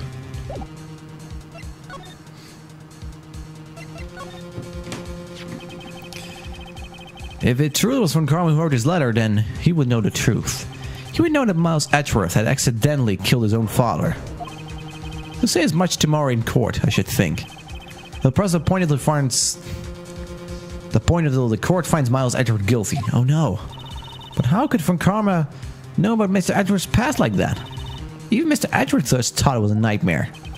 That I do not know. Yet I do know that Von Karma is both persistent and a perfectionist. He may be seeking to satisfy a grudge against Gregory Edgeworth by hurting his son.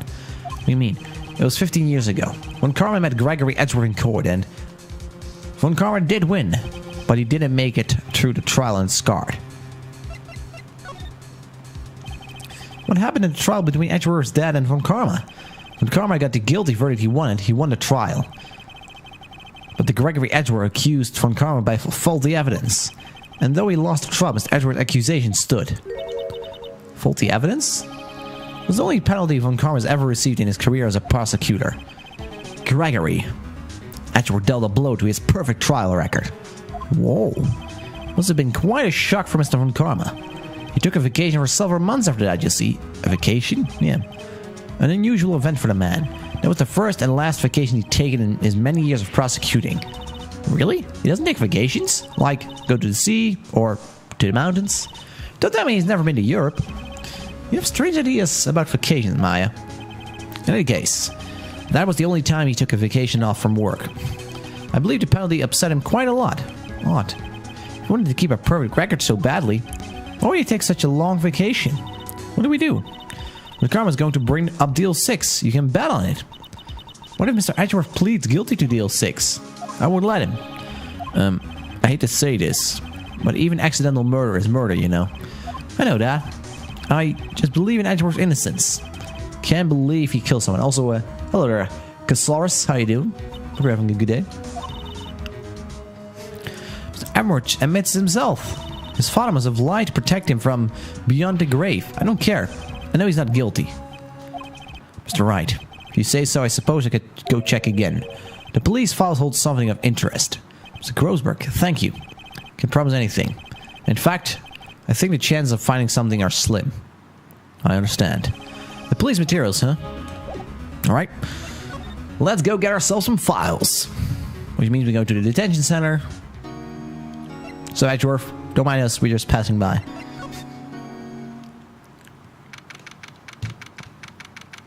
Just passing by because we can. I want to be looking for the old guy. Ah, it's you. Don't think Gumshoe'll be coming back today, but he's staying out late looking for someone. It's bound to be happening for real. We're wondering if you could check out the records room again. Well, now, can't have just anyone wandering around in there, but I guess Mr. Von Karma is in there now anyway. You can go in as long as he's there. Von Karma? Yes, he's just arrived, actually. Von Karma's in the records room. Nick, let's hurry.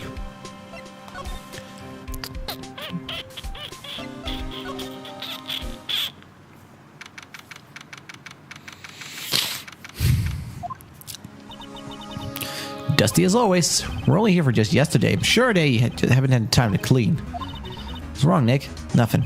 Just noticing that he isn't here. Von Karma.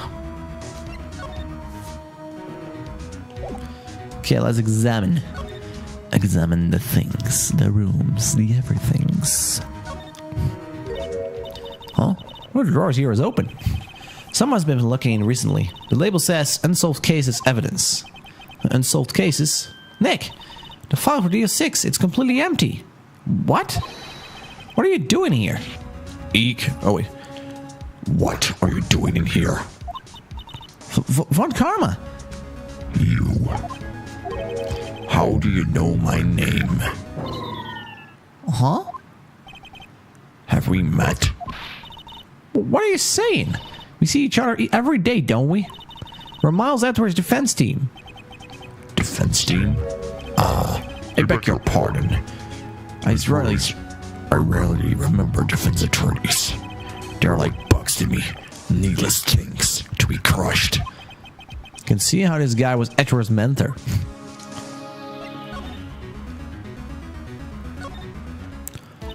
Mr. Edward was your student, right? A romanticist who never shed that veneer of amateurism. Just like his father. Always second rate. Mr. Von Karma, you had an axe to grind with Mr. Gregory Edward, didn't you? Me? A grudge against a mere defense attorney? Why? Also, for people who are why are wondering why don't like this? Because Karma has kind of a demon objection, like you're here. Objection. Because you dealt a blow to your otherwise perfect trial record. So you did. But what I don't get is, why did you take his son under your wing afterwards? The son of your most bitter rival. That, my dear attorney, is none of your business.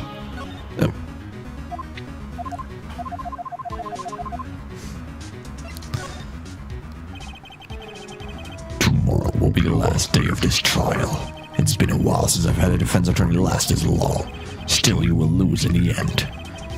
Miles Edgeworth will have met his own guilt. His guilt of 15 years ago, you mean? You're quite a researcher. If you've done your homework so well, then certainly you must understand. You know what Miles Edgeworth will tell to the court tomorrow.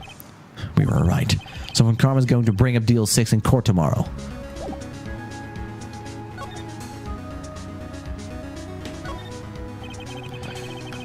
There's quite a large volume of reports here.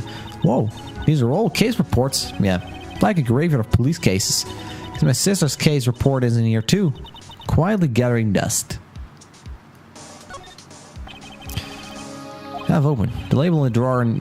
Well, okay, we had that's already did that before, but, you know.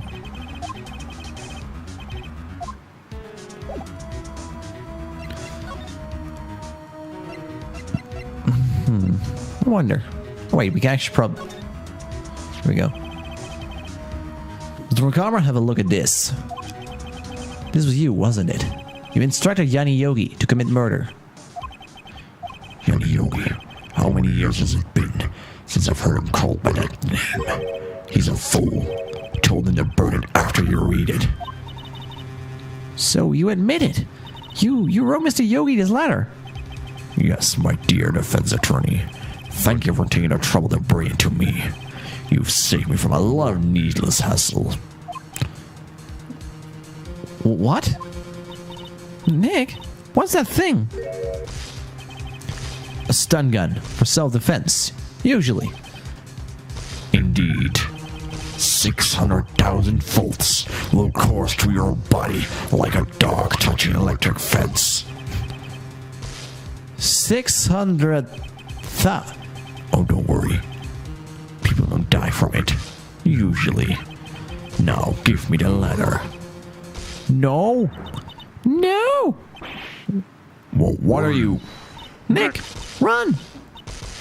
Ah! Maya! Out of my way. Ah!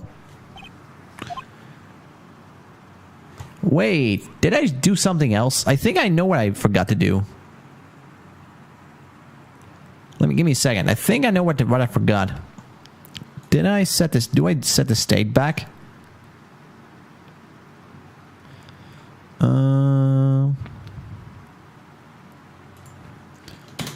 Give me a moment. I think that's my problem right now.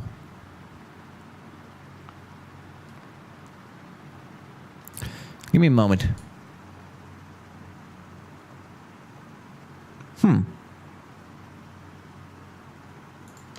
Wait. Why doesn't battle work though? I haven't changed that up. That should actually work good. That's weird. That's something I need to look at later, I guess. So the hint is still undefined. I need to check that out later.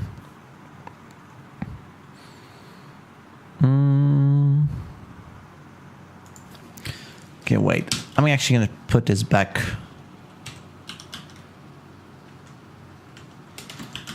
Console lock state. Wait. What if I do this? T reset. Oh. Oops.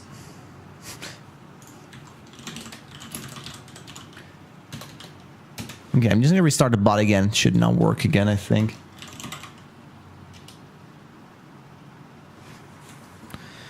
It seems that the hint is still, wait, got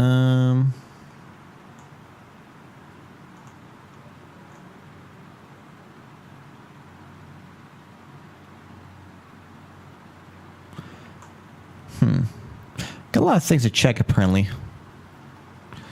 Wait,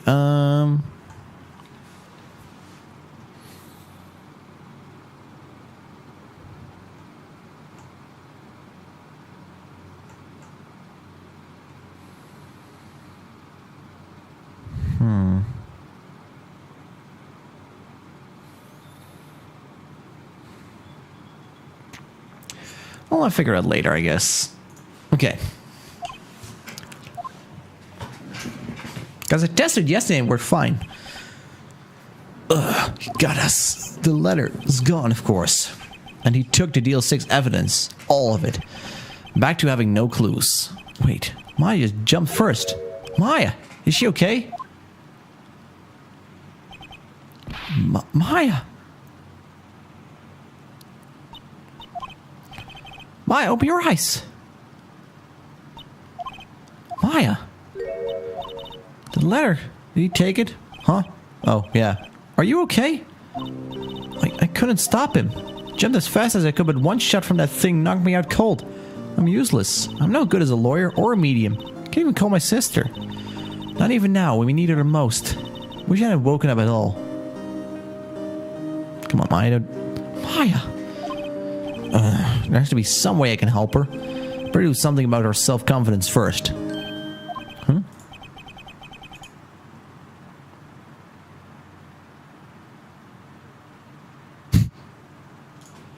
She's holding something. What's that? A bullet? Deal 6 evidence number 7. Taken from the heart of Gregory Edgeworth.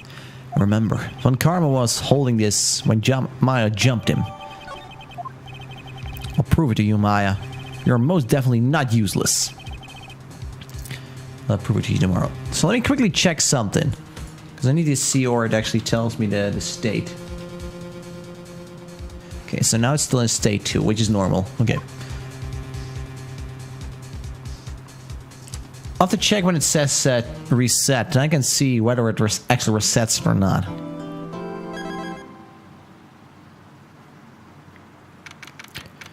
December 28th. 9/8. This is it. Judgment Day. Today, things are going to get settled at last. A lot of things. Whoa! What's the big idea? Sorry, Nick. Don't touch your shoulder. Guess the shock hasn't worn off from my running with the stun gun yesterday. Anyhow, today's the last day after trial. Good luck, Nick. Yeah, thanks, Maya. Edward is looking glum as always. Hopefully Karma doesn't push him too hard. Whoa! What are you doing? Sorry. Just thought I'd cheer you up with a pat on the back. Maya, maybe you should go outside and discharge. Right, good idea. Try not to electrocute anyone on your way out. Wow, pal! What's gotten into that girl?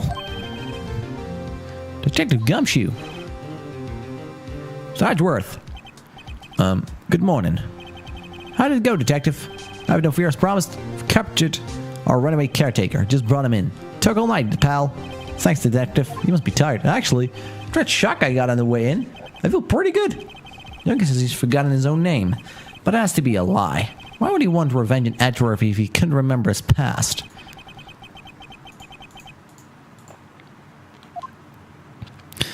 Now that is 120% true.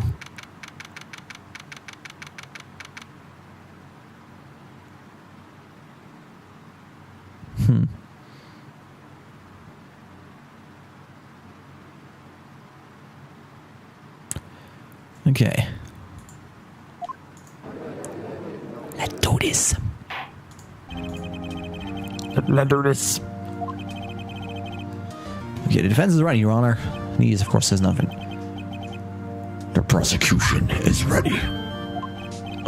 Right, very well. We've reached the final day of the proceedings of this trial. I ask the prosecution to submit decisive evidence. Understood. Come on. Don't be odd news too silent by every little thing he says. Very well, Mr. Ungama. Your opening statement. Right. Thanks to Detective Gumshoe's efforts, the boat rental shop caretaker has been arrested. In yesterday's trial, the defense asserted that the caretaker was the murderer. However, the caretaker has to yet confirm this. We'd like to ask the defense to cross-examine him as much as necessary. Very well. Please bring the witness into the courtroom.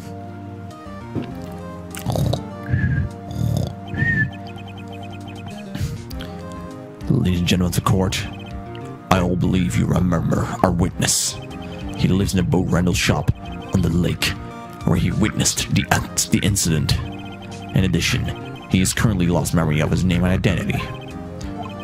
Witness, why did you run away yesterday? The witness was not running away, as he will now testify. I see. Very well. Begin your testimony.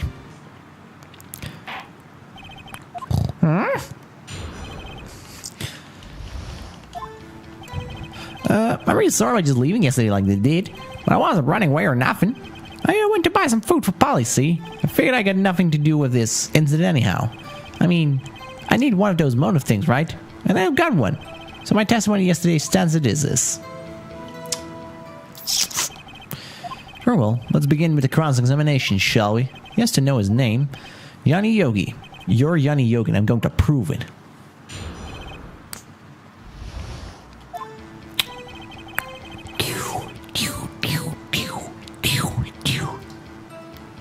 Over there.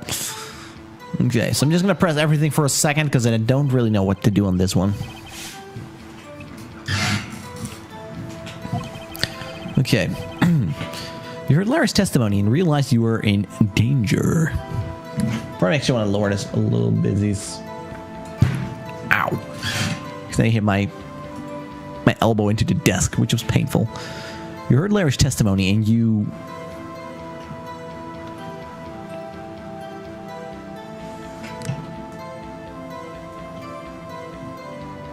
There we go. It's not even tied in the middle. What the hell? Alright, so let's see. You heard Larry's testimony. You were realized you were in danger. No, Mr. Wright. There is no need to rush to conclusions. As I said, the witness was not running away. Listen to the testimony. Sure seems relaxed. In fact, they both do. Von Karma and Yanni Yogi. But I wasn't running away for nothing. Surely weren't. Then why did you leave? Just about to say why. It's so hard for you. It's so hard for you to stay quietly listen when someone's talking. Says quietly, Edgeworth would be guilty in 3 minutes. Oh yeah, I went to buy some food for Polly, you see. Polly. Food? Well, Polly's a bit of a gourmand, you see. He only eats those high-quality bird pellets from France. They only have them in a big pet shop downtown. But you weren't arrested for until this morning. Why didn't you go back to the caretaker shack? I, kind of got lost, you see. Surely. The witness has trouble remembering things sometimes. When the police apprehended him, he was on his way back to the shack. Right, nice try, Von Karma. No one's going to believe that. I see. So he got lost. Please, Your Honor, come to your senses. Like, honor, please.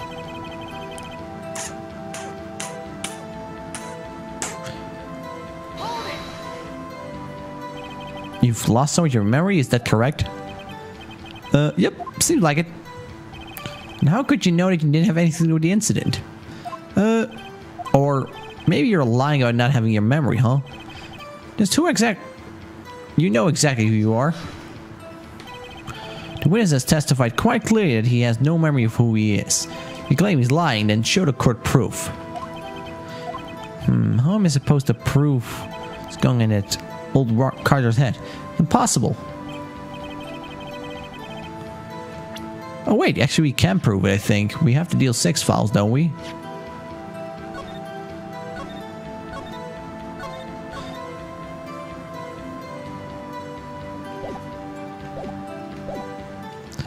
Okay.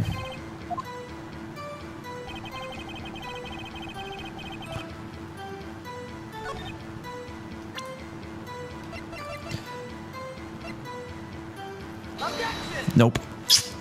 Thought it was that one. I was wrong. I was hoping it was going to be that one. Nope.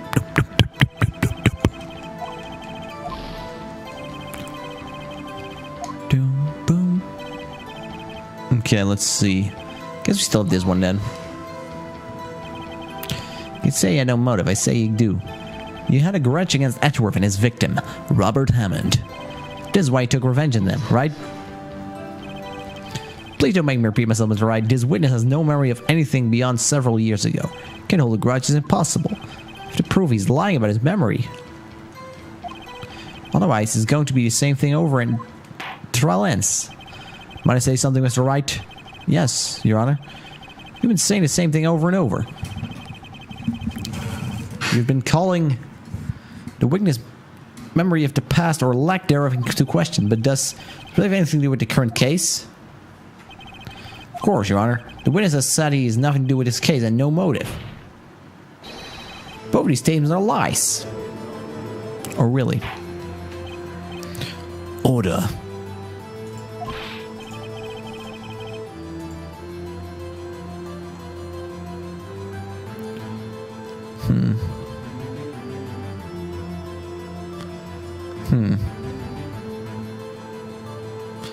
Let's see. Okay.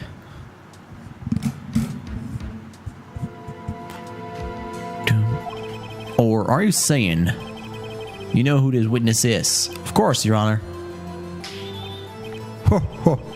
And now this is interesting. I'd like to know myself. So who is he? Don't play dumb, Von Karma. He is Yanni Yogi. His name is Yanni Yogi, a former court bailiff. Yogi? That name seems familiar. Oh, Yanni Yogi, from the Deal 6 incident. No. Thought a judge would never have heard of it. Such a famous case. Okay, now let me see what my trivia thing does, just to be testing it out.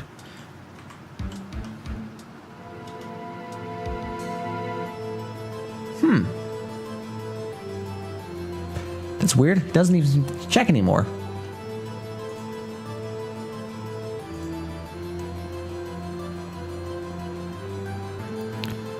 That's awkward. Let me just quickly check, or I have another kind of check or something. Unless I've ever got to do something else.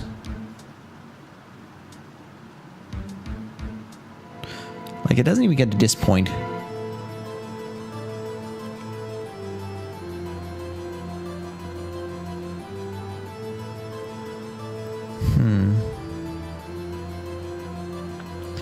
It's a bit annoying, though. Don't know why it's doing this.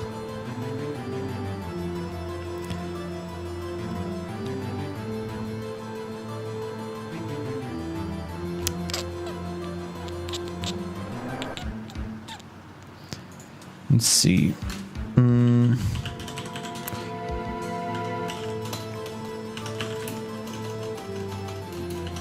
String was... That's a little bit annoying, though.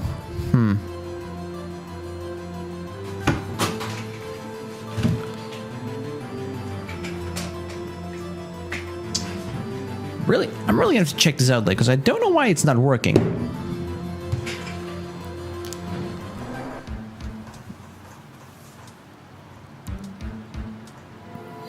Wait, we still have this as well, right?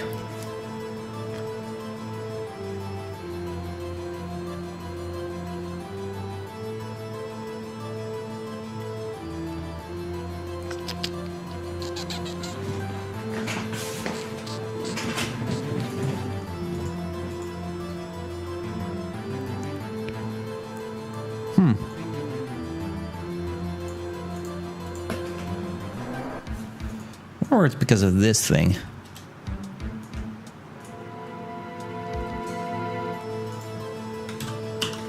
Okay, let me also check this other thing out that goes like online.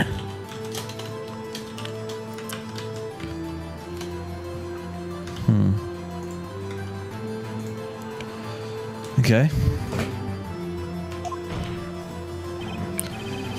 Let's see. Is a motive. Disc. I'm gonna quickly restart the bot again, because I don't know. Jumping to the conclusion again, Mr. Wright. This man, this witness, is Yanni Yogi? Fascinating. However, how do you propose to prove this to court? This is a court of law, and you may recall you need proof. And allow me to repeat that the witness has lost his memory. This is it. I have to do this now. If I can prove he's Yogi right here, right now, then I've got nowhere else to go. How are you going to prove it? How can you prove that he's Yanni Yogi? It's okay. It's actually quite simple. Your Honor, please take this man's fingerprints. Then we'll compare them to the fingerprints in the file of Yanni Yogi 15 years ago. I see, that makes sense. Tisk. Huh? I'm so very, very sorry, Mr. Wright. Why? The witness has no fingerprints. What? What? No fingerprints? You see, before I worked as a caretaker, I worked at a chemical plant. Burned my fingers working with this stuff. Yep. What? Yogi, you sneak. You burnt your fingerprints off to hide your past. If the witness has no fingerprints, then I guess we will not be able to prove this identity. No. Well, what you do, Mr. Wright? It seems that the case has been decided, no? No. I know what happened. I know everything. I just can't prove it. But no. I can't let it end like this. I can't lose. There has to be another way.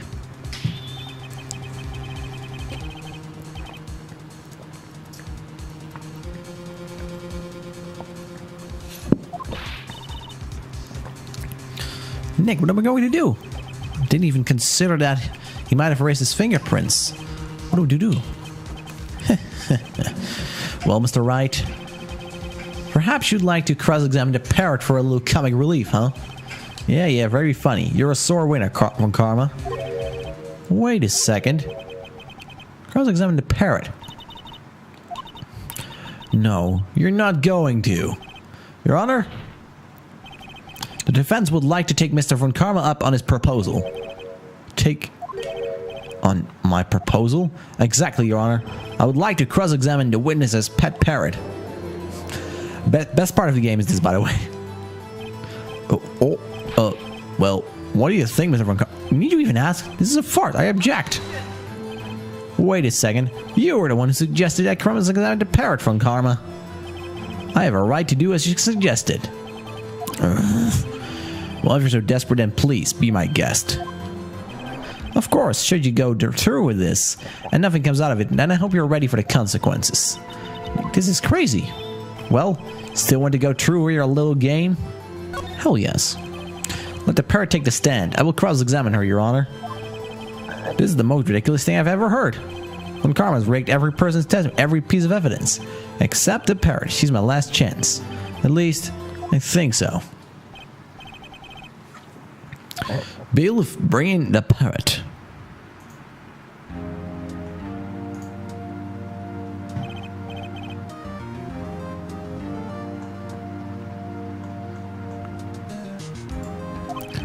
Please tell us your name. Name? The witness is ignoring me. Must hurt to be ignored by a bird. Very well, witness. Who's your honor? Please, sir, testify for us.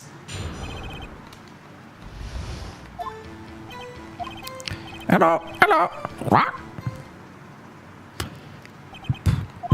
Surely the most concise testimony we had so far. Very well. Begin your cross-examination. Right. What are you going to do? I don't know. What do we do? Huh.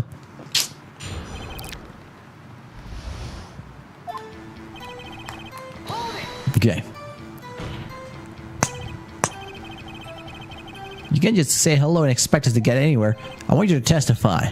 Why don't you talk to her? Right. What do I say? Let's just go. Remember, 2 days ago.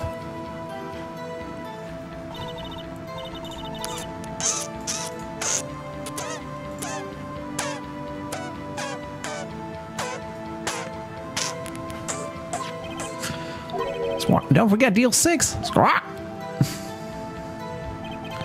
I can get Polly to say that here, that will prove that the caretaker had something to do with deal 6. Polly, have we forgotten something? Hello.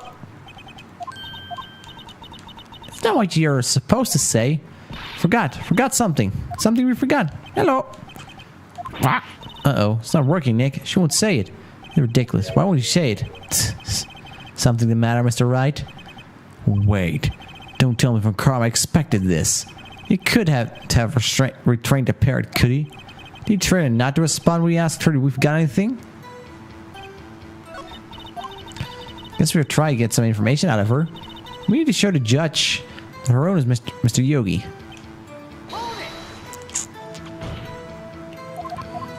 Okay, what is your name? Maybe I should get her to say her name. Polly, what is your name? Polly. That's right. I think we established that this parrot, his name's Polly. Does everything to do with her owner's identity? Yes, it does. Huh. Fascinating. You claim that the parrot's name will prove her owner's identity? Then show us this proof. Don't you think you're taking this bluffing a little too far? Listen, we're not here to answer the question of who is the caretaker. We're here to prove that he's Yanni Yogi. All we have to do is tie the name Polly to Yogi. Your Honor, the proof that the parrot's name reveals identity is this thing. This is case file. It's quite a large file you have there. Which page is this proof on then? Show us or stop wasting our time. Very well, Mr. Wright, please show us the page. Where in this file is the information connected to the parrot's name? It's on the suspect data page. This page is all the information about Yanni Yogi. Right after he has resurrected his fiancée committed suicide, see? Indeed. It does say that, yes. What was his fiancée's name? Polly Jenkins. Polly? Exactly, Your Honor. He also remembered the name of his fiancée, who committed suicide. That's why he named his parrot after her. I see. I guess that is possible. Bah, a mere coincidence, that's all. My granddaughter has a dog she calls Phoenix. Well, Mr. Phoenix Wright, does this make you my granddaughter's fiancée? She's only 7 years old. Alone, it's a little weak for evidence in a murder trial. We need some other corroborating evidence. So where am I going to find that? One more. Right. Okay. I mean, like they say, they usually use dates as for short passwords or something for like they're safe. Remember what the date was, or the numbers are 1228. Now allow me to show you. 1228. Coincidence? No. Okay, so I'm gonna get the safe number out of there, just for, you know, for reasons. Polly, what is the number to save in the shack? 1228. 1228. My, what a reckless parrot. Well, Mr. Wright, you aren't claiming that this number has something to do with the caretaker. Actually, it does. Actually, that's why I never say it. Ridiculous. How can a number to the safe tell us who the caretaker is?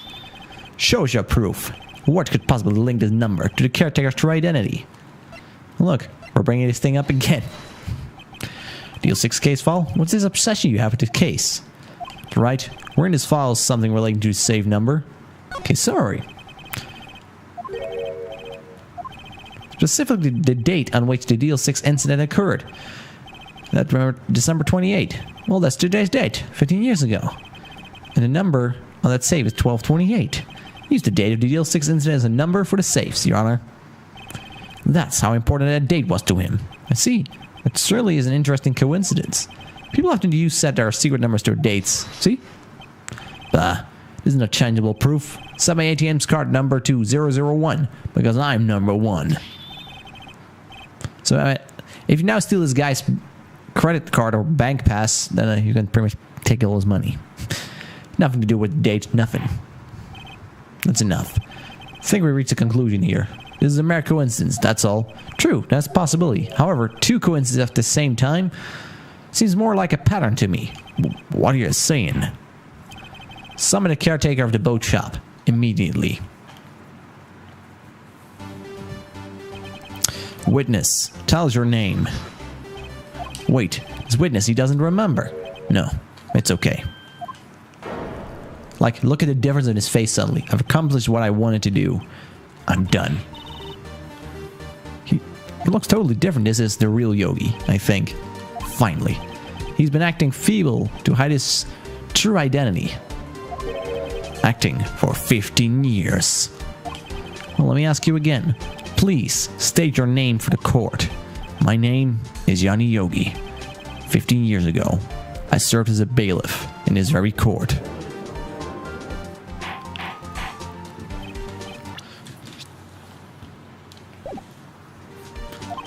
Yanni Yogi. So was it you who killed Robert Hammond? And tried to frame Miles Edgeworth for his death? Yes, it was me. I did it. They put me on the witness stand 15 years ago. Robert Hammond, he said, I was mentally unsound. He told me it would make me innocent, get me off the hook. So, I pretended to have brain damage. I was innocent, really, but he didn't believe me. We went to trial, but I lost everything. I lost my job, my fiancée, my social standing, and then, this year, 15 years later, a package arrived. It was a letter and a pistol. I mean, gotta love those mail, right? You know? I'm just gonna send a gun in the mail because it doesn't get checked anyways. It was a plan for me to take my revenge on the people who ruined my life. I didn't care who sent it. I thought this was my chance. After 15 years, this was it. Finally a chance to have my revenge on Robert Hammond and Miles Edgeworth. No regrets. Wait a moment. Revenge against Miles Edgeworth? What do you mean? I'm not at liberty to speak on that matter. Why don't you ask Mr. Edgeworth yourself? Anyway, I'll admit it. I was the one who killed Robert Hammond.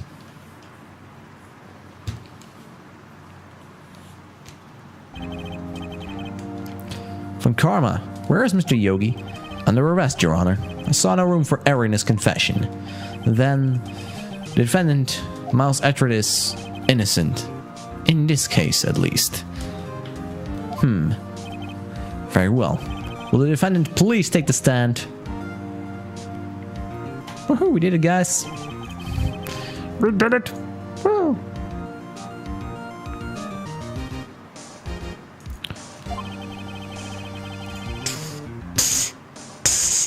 Still, you are clear of suspicion for this particular case, so I'd like to pass judgment on the murder of Robert Hammond. Any objections? I don't believe it. Why isn't Von Karma saying anything? Very well. This court finds the defendant, Mr. Miles Edgeworth, not guilty. That's how it's done. That's how you clear people's cases. You're not, you know. That is all. The court is adjourned. And there's Edgeworth. Did someone just say objection? It wasn't from Karma. Wait, but that means... No. Edgeworth? Your Honor, I object to your judgment. What do you mean? I'm not innocent at all. As we have heard, Yanni Yogi killed Robert Hammond in revenge. Revenge for what? He's going to say he's guilty. He's going to tell them he was the murderer in Deal 6. He's going to tell him he's killed his own dad. Uh-oh, what do I do?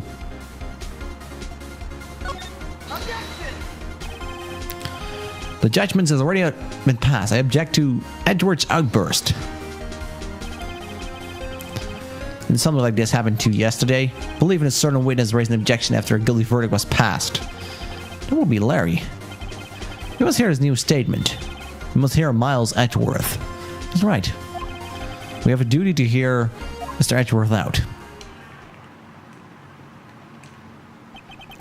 For 15 years, I've had a recurring dream, a nightmare.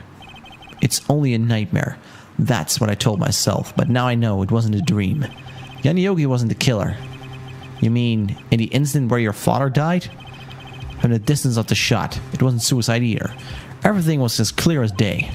The murderer, the criminal in Deal 6 incident, it was me. And how you doing, Twist? Hope you're having a good day. Your Honor, I confess my guilt. I am guilty for Deal 6, the statute of limitations of which ends today. The culprit is me. Order. This is certainly unexpected. The defendant declared innocent is confessing to a different crime. A crime for which the statute of limitations runs out today. I'm not really sure how I should deal with this. It's obvious. We hold a trial right here, right now. We tried this man for his crime of 15 years ago. The culprit. The plot thickens. I think I would like to take a 5-minute recess. During this time, we'll consider the appropriate course of action to take. Court is adjourned.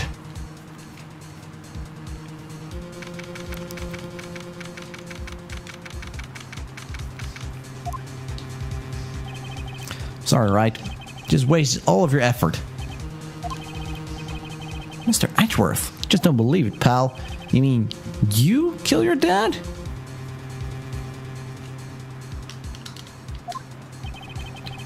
Don't want to believe in myself, detective. But it is the truth. I deserve to be punished. Murder is murder, no matter what the circumstances. This is crazy. Just crazy. Nick, what are you doing? Huh? Oh, just reading through the court record once more. I'm getting my case ready. Your case? For what? Huh? Isn't it obvious? I'm going to prove that Miles Edwards is innocent. What are you talking about, pal? He just admitted to it. He confessed that he did it. In court. I'm sorry, Edgeworth, but I don't believe your nightmare. What? It's just a dream. It's not real. The truth is right here in this court record. In any case, tighten up your belts. The real fight is just beginning. I'll prove you're innocent. Trust me. Right. One last deal. One last battle. The battle of destiny. Bum, bum, bum, bum, bum, bum, bum. Do-do-do. Do-do-do.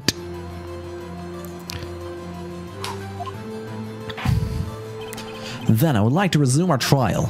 Judge, Miles Edwards has admitted his own guilt. He has confessed his crime.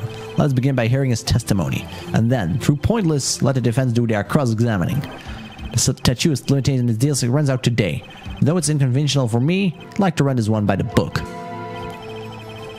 By the book, he says. Does the defense have any objections? No, Your Honor. On Karma, you knew this was going to happen from the very beginning, didn't you? Very well. Will Miles Edgeworth take the stand? Yes, he will.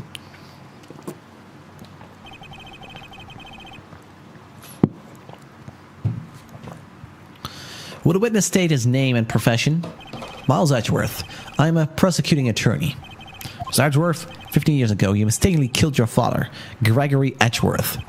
Is this correct? It is correct. Then testify about his matter to the court. When Edgeworth was telling me about his dream yesterday, I noticed something. One detail didn't quite fit. And that will be the key, but only if I can get it to work. Please, please.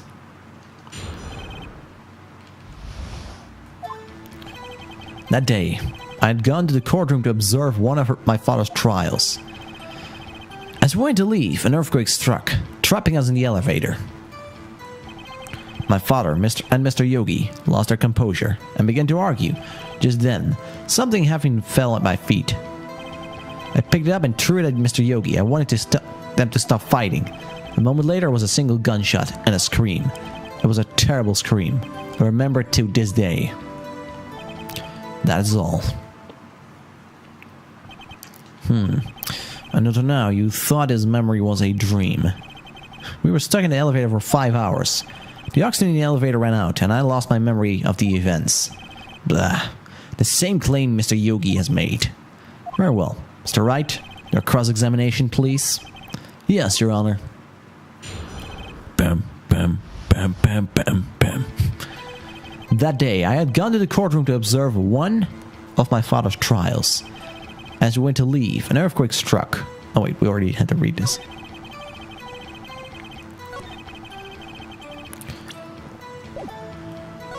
Okay, I think there is one little thing. I believe it was with this thing.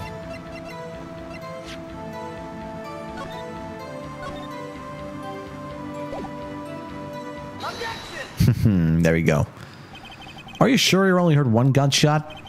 Yes, I'm sure of that. Heard the shot and the scream. And then everything faded. Was unconscious until the rescuers came. I see. But that doesn't make sense. Look to file one more. This plainly contradicts the witness testimony. You do enjoy dragging out that file, don't you? I mean, we are talking about this file now, aren't we? Don't accept this evidence unless you can tell me what page it's on.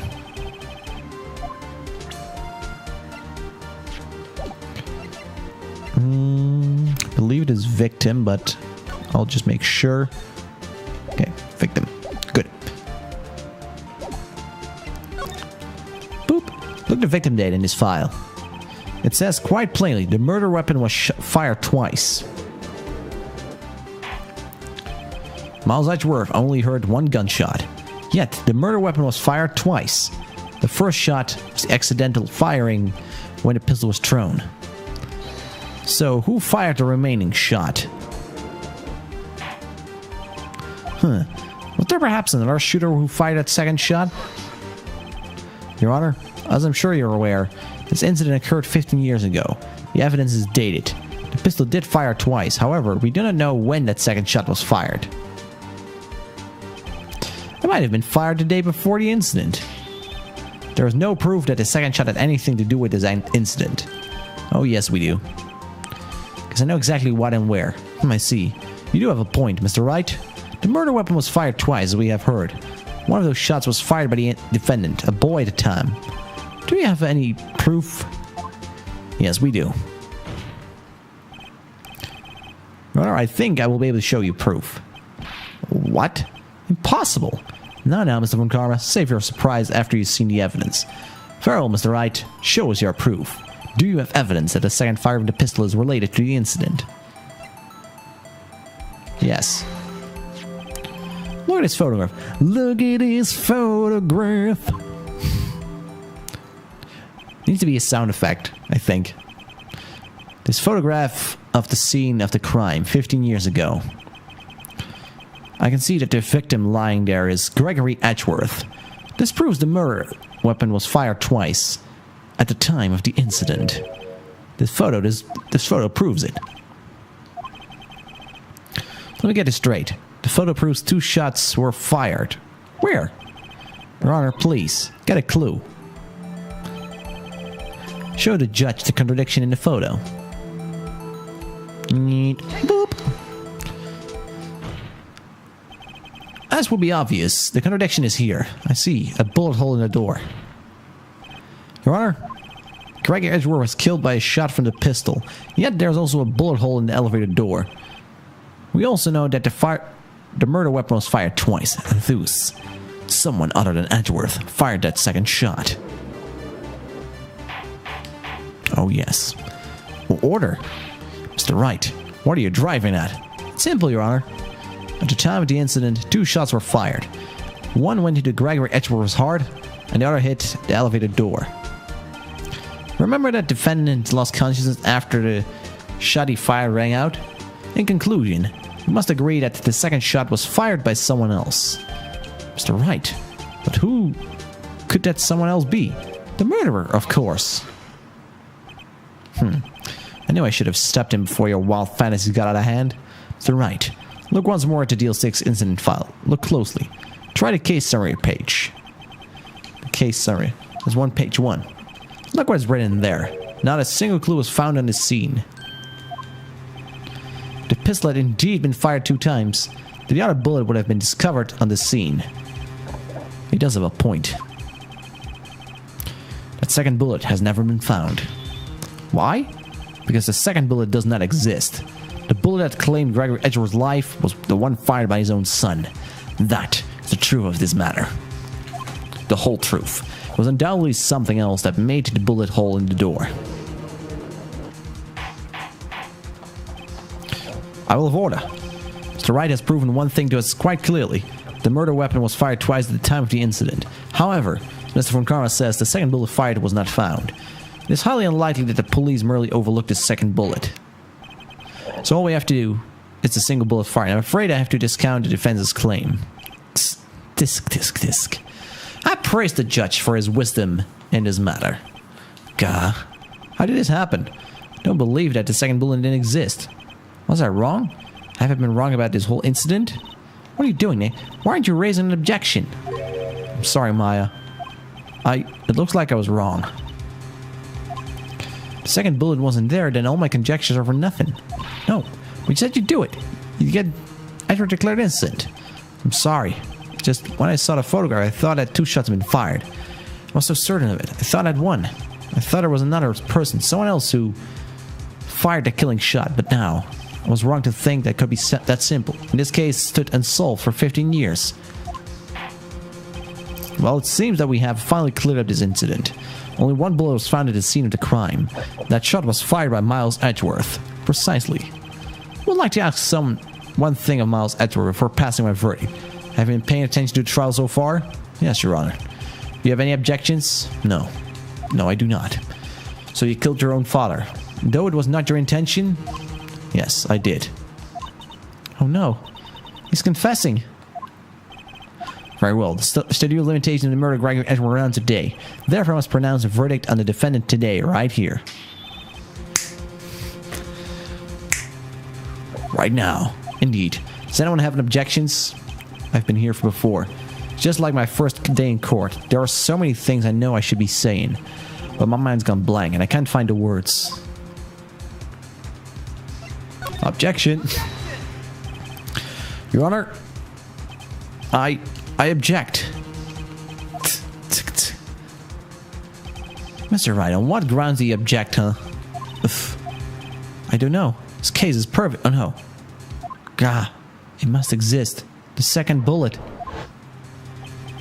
What? What did you just say? Nothing.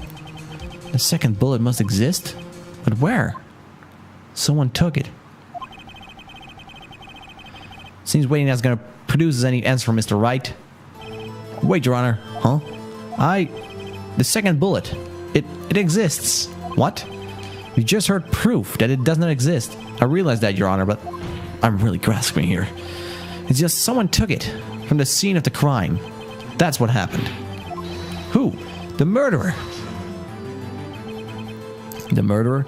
Then tell us, just who is this murderer? I'm still thinking about that one. So the criminal took the second bullet. Why would he? First of all, how would he have found it? It's not easy to find a stray bullet, Mr. Wright. Was there some pressing need for the murderer to...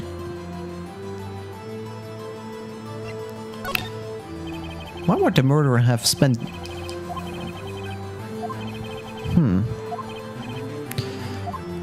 Time to think out of the box, boys. You don't want to admit it, but it's true. He had to take it. Had to take it? The murderer? What does that mean? You're thinking too normal. Think crazy. Don't think why the bullet was taken. Think why the bullet had been taken. Well, the murderer had no intention of taking the bullet from the scene. But, the murderer had to take the bullet. Had to, Mr. Wright? What do you mean? Well, for instance what? He's like, what am I gonna do? Maybe the bullet, hit the murderer? The bullet hit the murderer? Just saying, for instance. I mean, if it hit you, you would have to take it with you, wouldn't you? It's not like you could perform surgery right there. You know? Wait a second. Just talking to the top of my head, but what if that's really what happened? Let me get this straight. So at the time of the murderer himself was shot. And he left the second bullet still inside? He was leaving only one bullet at the scene of the crime. Yes, I guess that's how it would have worked. But there's a problem with that. The other two people rescued from that elevator, while Edward and Yanni were both unharmed. So that will mean the murderer came from outside, yes.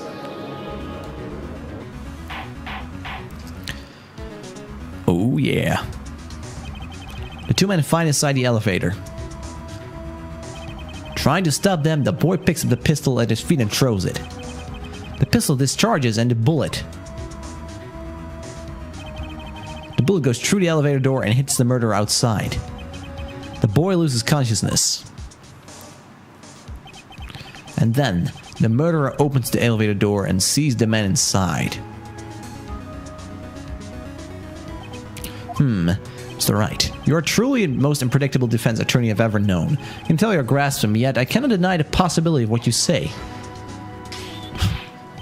What are you saying? Deny it. Deny it. No one involved with the incident was wounded. There was no murderer. No one was wounded at the time of the incident. He's right. I can think of anyone. I just thought of something. Remember what Mr. Grossberg said yesterday? Gregory Edward dealt a blow to his perfect trial record. Wow. It must have been quite a shock for Mr. von Karma. He took a vacation for several months after that, you see. Yes, an unusual event for the man. That was the first and the last vacation he'd taken in many years of prosecuting. What if the Karma didn't take the vacation because of the shock, but took it because he was injured? Which would mean, it could only mean one thing. He was the murderer in Deal 6 incident. He was the man who shot Gregory Edgeworth. It was von Karma. Oh man. Something wrong, Mr. Wright? You seem dazed. No, Your Honor. Well, you've indicated the possibility that the murder came from outside. Can you give us the name of your suspect? Uh-oh. Should I come out and say it now?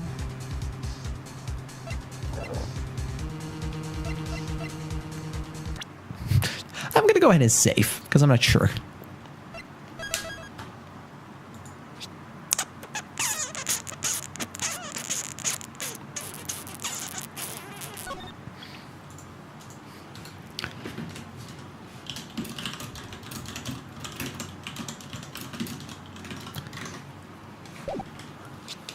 Okay.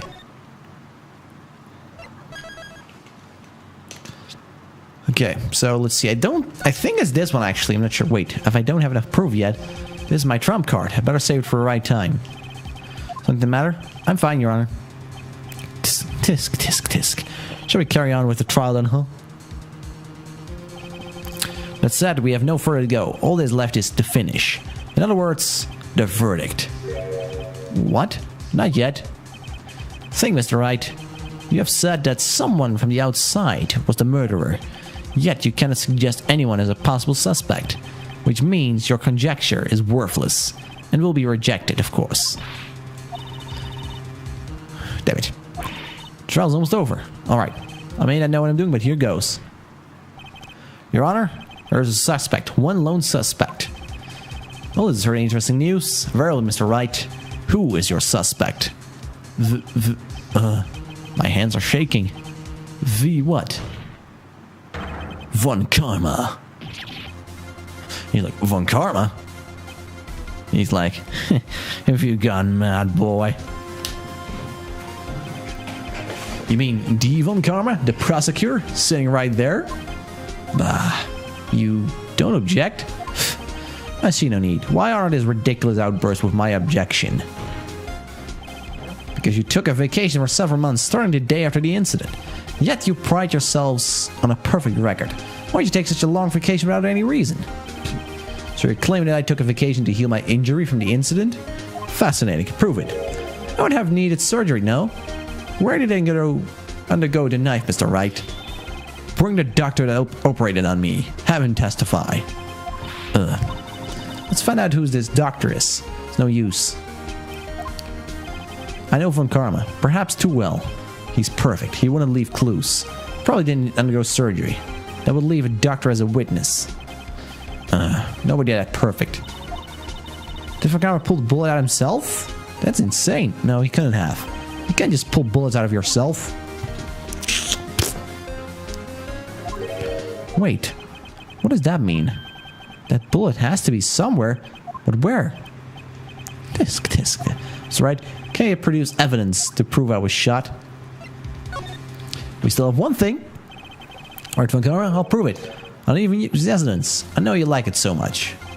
What? The evidence that proves that Von Karma was shot is the metal detector. Von Karma's perfect. He wouldn't risk surgery, leaving evidence trail. So then, I ask, where is that bullet now? I think it's unlikely that Von Karma performed surgery on himself. You don't mean... I do. There is a possibility that the bullet is still inside Von Karma. Is that even possible for all these years? Well, there's one way to find out. We could use this metal detector. Well, Von Karma, I'm going to run this over you and see what we find. It's going to be like, ugh, don't search me. I refuse. You refuse, but refusing this means you acknowledge that the bullet's still inside of you. Order. Your Honor, the defense requests that we be allowed to use the metal detector. Judge, I call for suspension of this trial.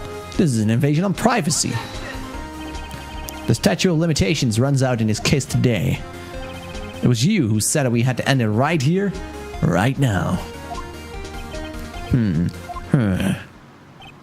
Enough. Permit to use the metal detector.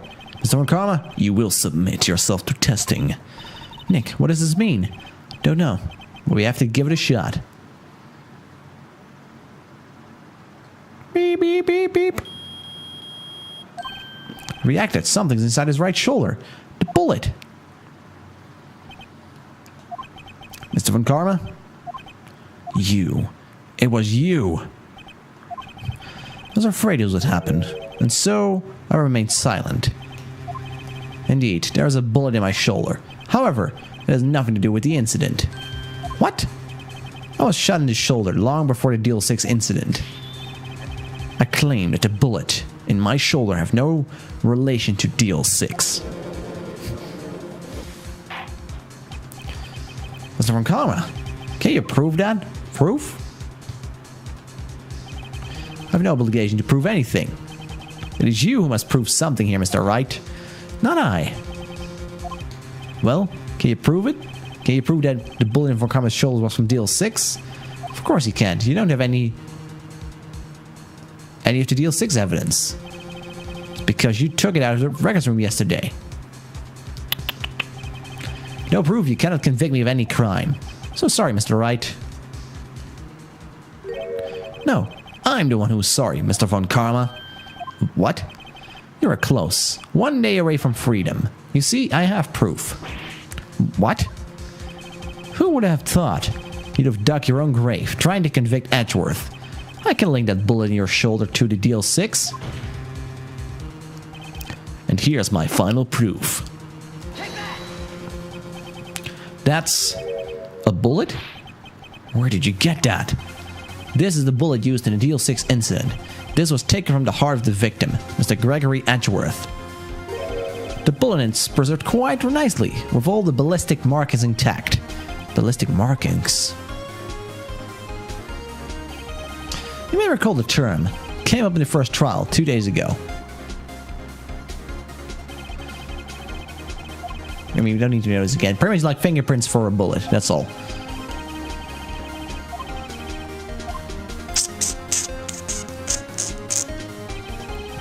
have 2 bullets in our possession. 1 bullet removed from Gregory Edwards' heart.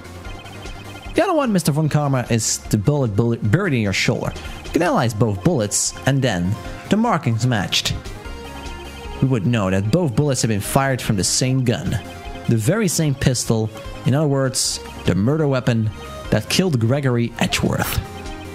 Mr. Von Karma, you will let us remove the bullet from your shoulder. Then we'll compare the ballistic marks to those on the bullet. And solve this case once and for all. Well, Mr. Von Karma? And this is where he goes mad.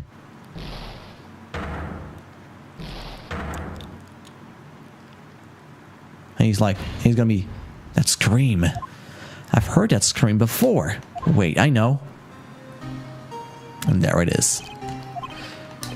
I like this, like the 4th time you see this specific scene.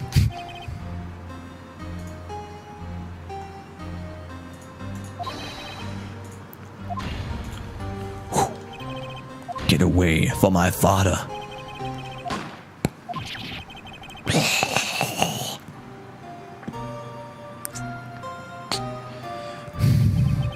It's that scream that I heard in the elevator 15 years ago. Von Karma, it was you who screamed. Mr. Von Karma?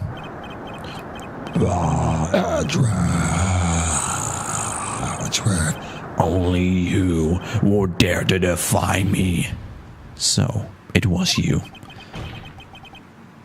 You and your father are my curse. That has to hurt, though. I mean...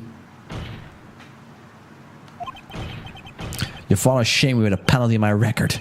And you left a scar on my shoulder that would never fade. I'll bury you. I'll bury you with my bare hands. Death. Death. Or like Reaper would say, die, die. Wait, actually, need some reverb with that.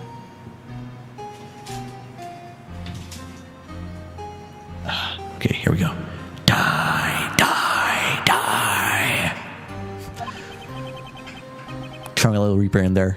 Die, die, die. Chief Prosecutor, I'm sorry. Von Karma, it's not like you to make this kind of an error. Never would have thought that Edgeworth would be the one to catch you. I was careless. I'm sorry, but you'll have to be penalized. I've carved for you in the past, but not this time. Edgeworth. It was a shock like none I'd ever known. Me? Penalized? It took hours for me to regain my composure. Suddenly, I found myself in the darkness. I was in the court records room. Must have wandered in there without thinking where I was going. The room was pitch black. The lights must have gone out. Went in the hall and felt my way to the elevator. I pressed a button and nothing happened. And then there was a noise. I was in pain, a horrible burning pain in my shoulder. Just then, the lights came back on. The elevator door opened before my eyes. I saw 3 people inside, all lying unconscious from the oxygen deprivation. Much to my surprise, a pistol lay at my feet. I knew then it was destiny.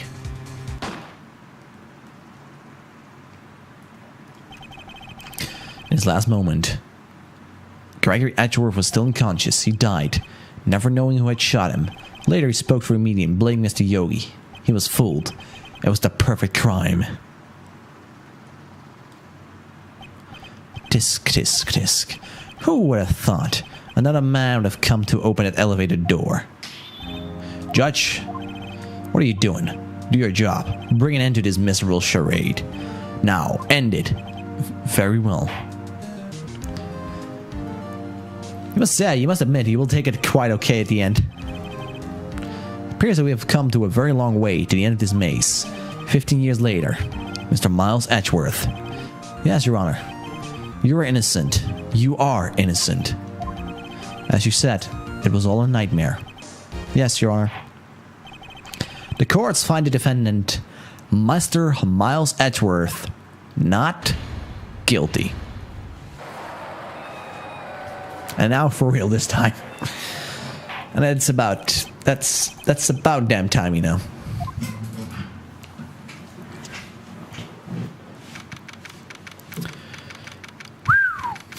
We've been here like 10 a.m. in the game, like, 7 hours later. Nick, we did it! Did you see his face when Karma looked even paler than usual? He's pretending to be all cool, but inside you have crushed him, Nick. Crushed! Gotta say, I'm impressed. That's pretty close, though. We're sure we had it. I know. I was on the verge of tears the whole time myself. But now, it's all just a good memory. That is definitely true. That is indubitably true.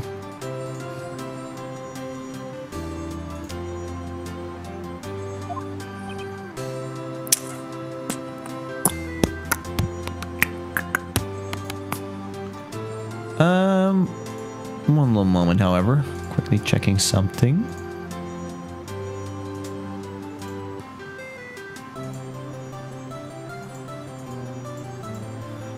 How do I still have 4 now? That's weird.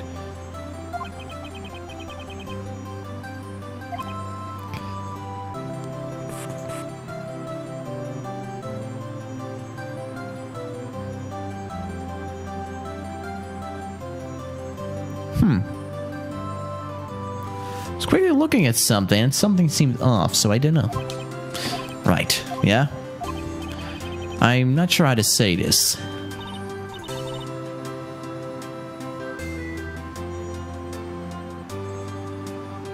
Oh, we're not quite there yet. That explains. No, try thank you. I see. Thank you, Wright. You're welcome.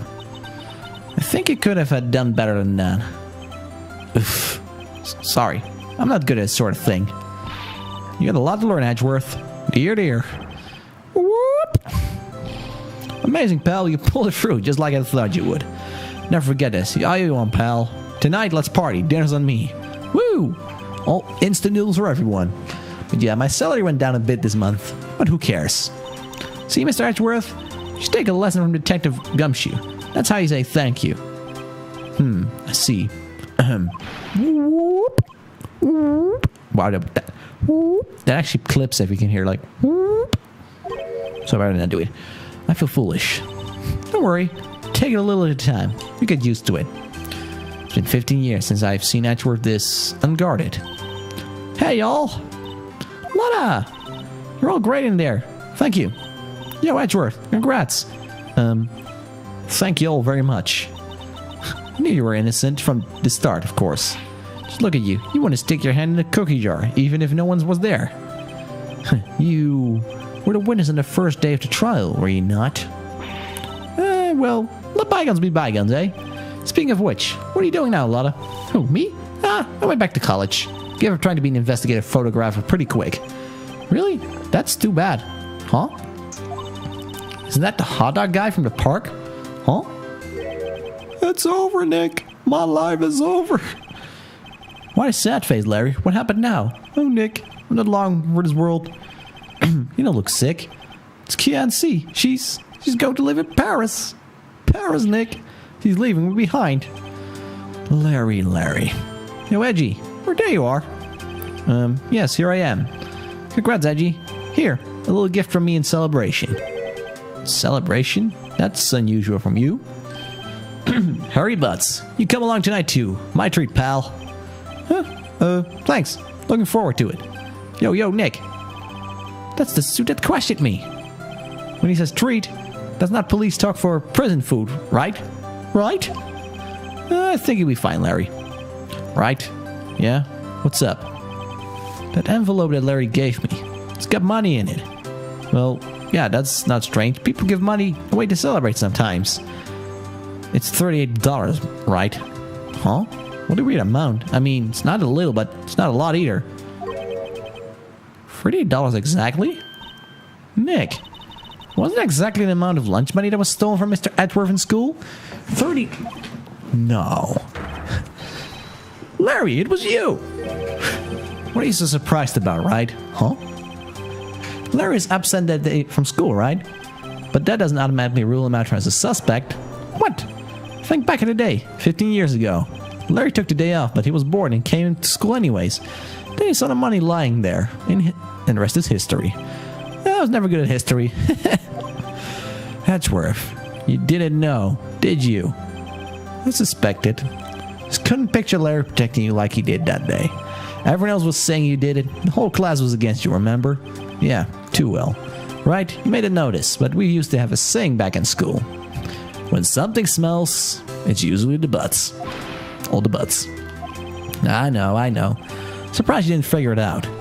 Well, this sure is an unexpected turn of events, eh? Edgeworth. You should have told me. No, Nick. It was 15 years ago. Who do you think the statute of limitation... Oh, God damn it, Maya. Because you would say that. I'd say so, yes. There you have it. What does that leave me? I'm beginning defense attorney because of what you two did. Well, let's go, you goody two-shoes, to the extreme. Yeah, you get worked up too easily, too. Death. The sentence is death for both of you. Man, if only I'd known, I'd become a prosecutor. Same goes for me. Only the other way around. For the longest time, thought I might have killed my own father. Thought I might be a criminal. Became a prosecutor in part to punish myself. If I'd known the truth, I might have become a defense attorney after all. Edgeworth. Want to switch, Wright? I mean, you know, they could easily switch around. Hey, y'all, line up. We'll take a photo. Hey, photo time. Let's go. After that, dinner's on me. Prepare for some spookiness. And so, Detective Gumshoe took us out on that town at night. We celebrated Edgeworth's newfound freedom. Although, Edgeworth was still in detention. Really? December 29th, 5 a.m. Whew, I went a little overboard yesterday. My head hurts. Huh? It's still only 5. Maybe I should go back to sleep. Huh? What's this? A letter? Prepare your feels, guys. Good morning, Nick. You were really impressive yesterday. Seeing you, it made me think about what I'm doing there. I'm a spirit medium, in training, of course. I wanted to help Mr. Edgeworth, too. I wanted to help you. But I couldn't. I was useless. So I've decided to go back to my training. I'll become a full-fledged spirit medium, for starters. Couldn't say that to your face, so I left his letter. Goodbye, Nick. Like, really? Goodbye. What time is it? The first train from the mountains have already left. To the stations.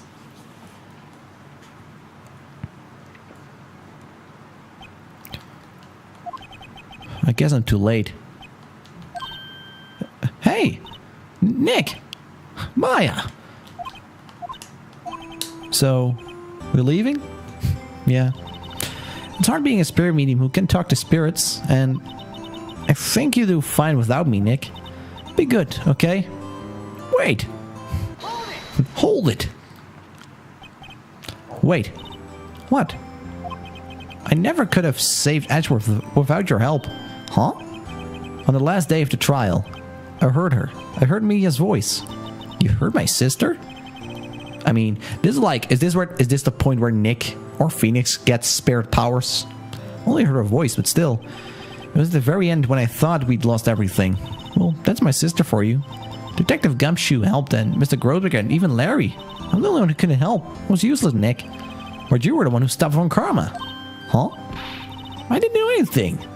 All I did was wander around in the days. Sorry, but I have evidence that you helped. Evidence? I mean, this is where you wonder.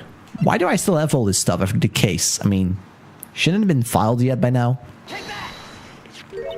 A bullet? Von Karma was convinced. He'd had taken all of the evidence pertaining to Deal 6, but you were the one who rescued the last piece of evidence we needed. This was the bullet that put an end to Von Karma, and you were the one who gave it to me. Nick. Thanks, Maya. Couldn't have done it without you. I'll be back soon. Huh? I'm going to complete my training and come back. Okay, I'll be waiting.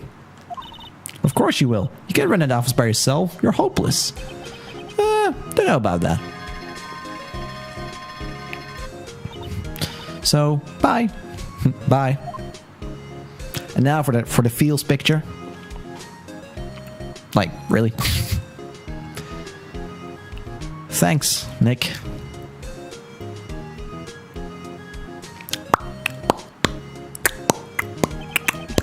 And so, my story ends. Time to turn a new page. and say goodbye to the novice defense attorney that I once was. Now, a new story begins, with the same old crazy cast of characters. I definitely have to see if I can get the other games at one point. Don't think you're graduated yet, amateur. Mr. Wright, perhaps you'd like to rethink that claim? Yes, Your Honor. Uh-oh, got a bad feeling about this. So this is only at this point in the game, you get like this thing, you can go to your DS like, objection, and it will respond to that, which is pretty cool.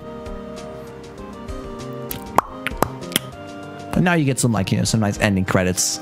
Hey pal, Sergeant came down to the precinct to wish me a Happy New Year. Let's talk about a pleasant surprise. Whoop! Detective Gumshoe! Then he hung his head low and went right back to outside. If you act like Gumshoe, I will probably do too. Kind of like he was embarrassed or something. Strange, huh?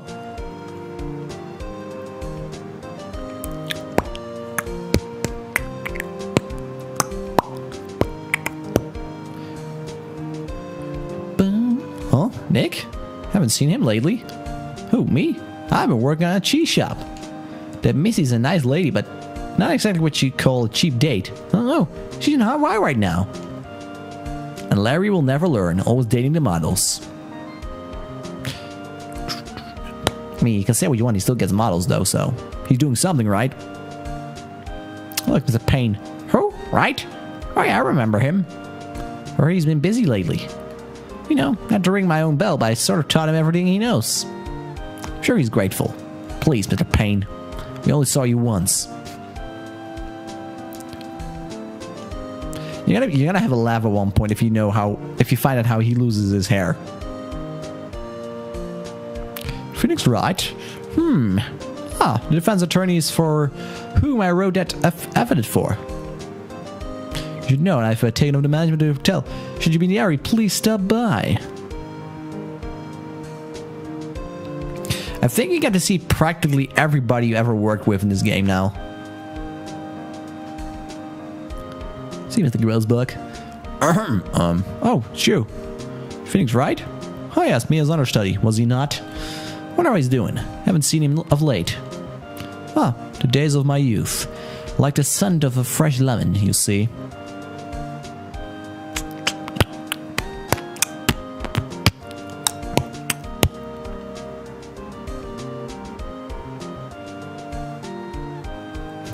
Oh, great. Phoenix Wright? He's an actor? Well, I'm not buying it. You can't be a star with a name like Phoenix. I'm not even trying reading this. I cannot read that fast.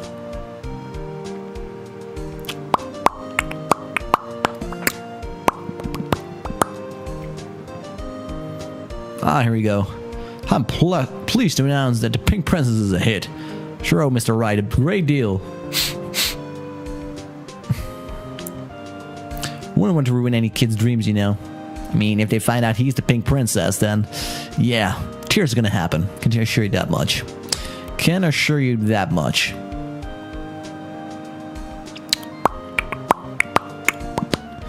Oh, I got a letter from Maya the other day.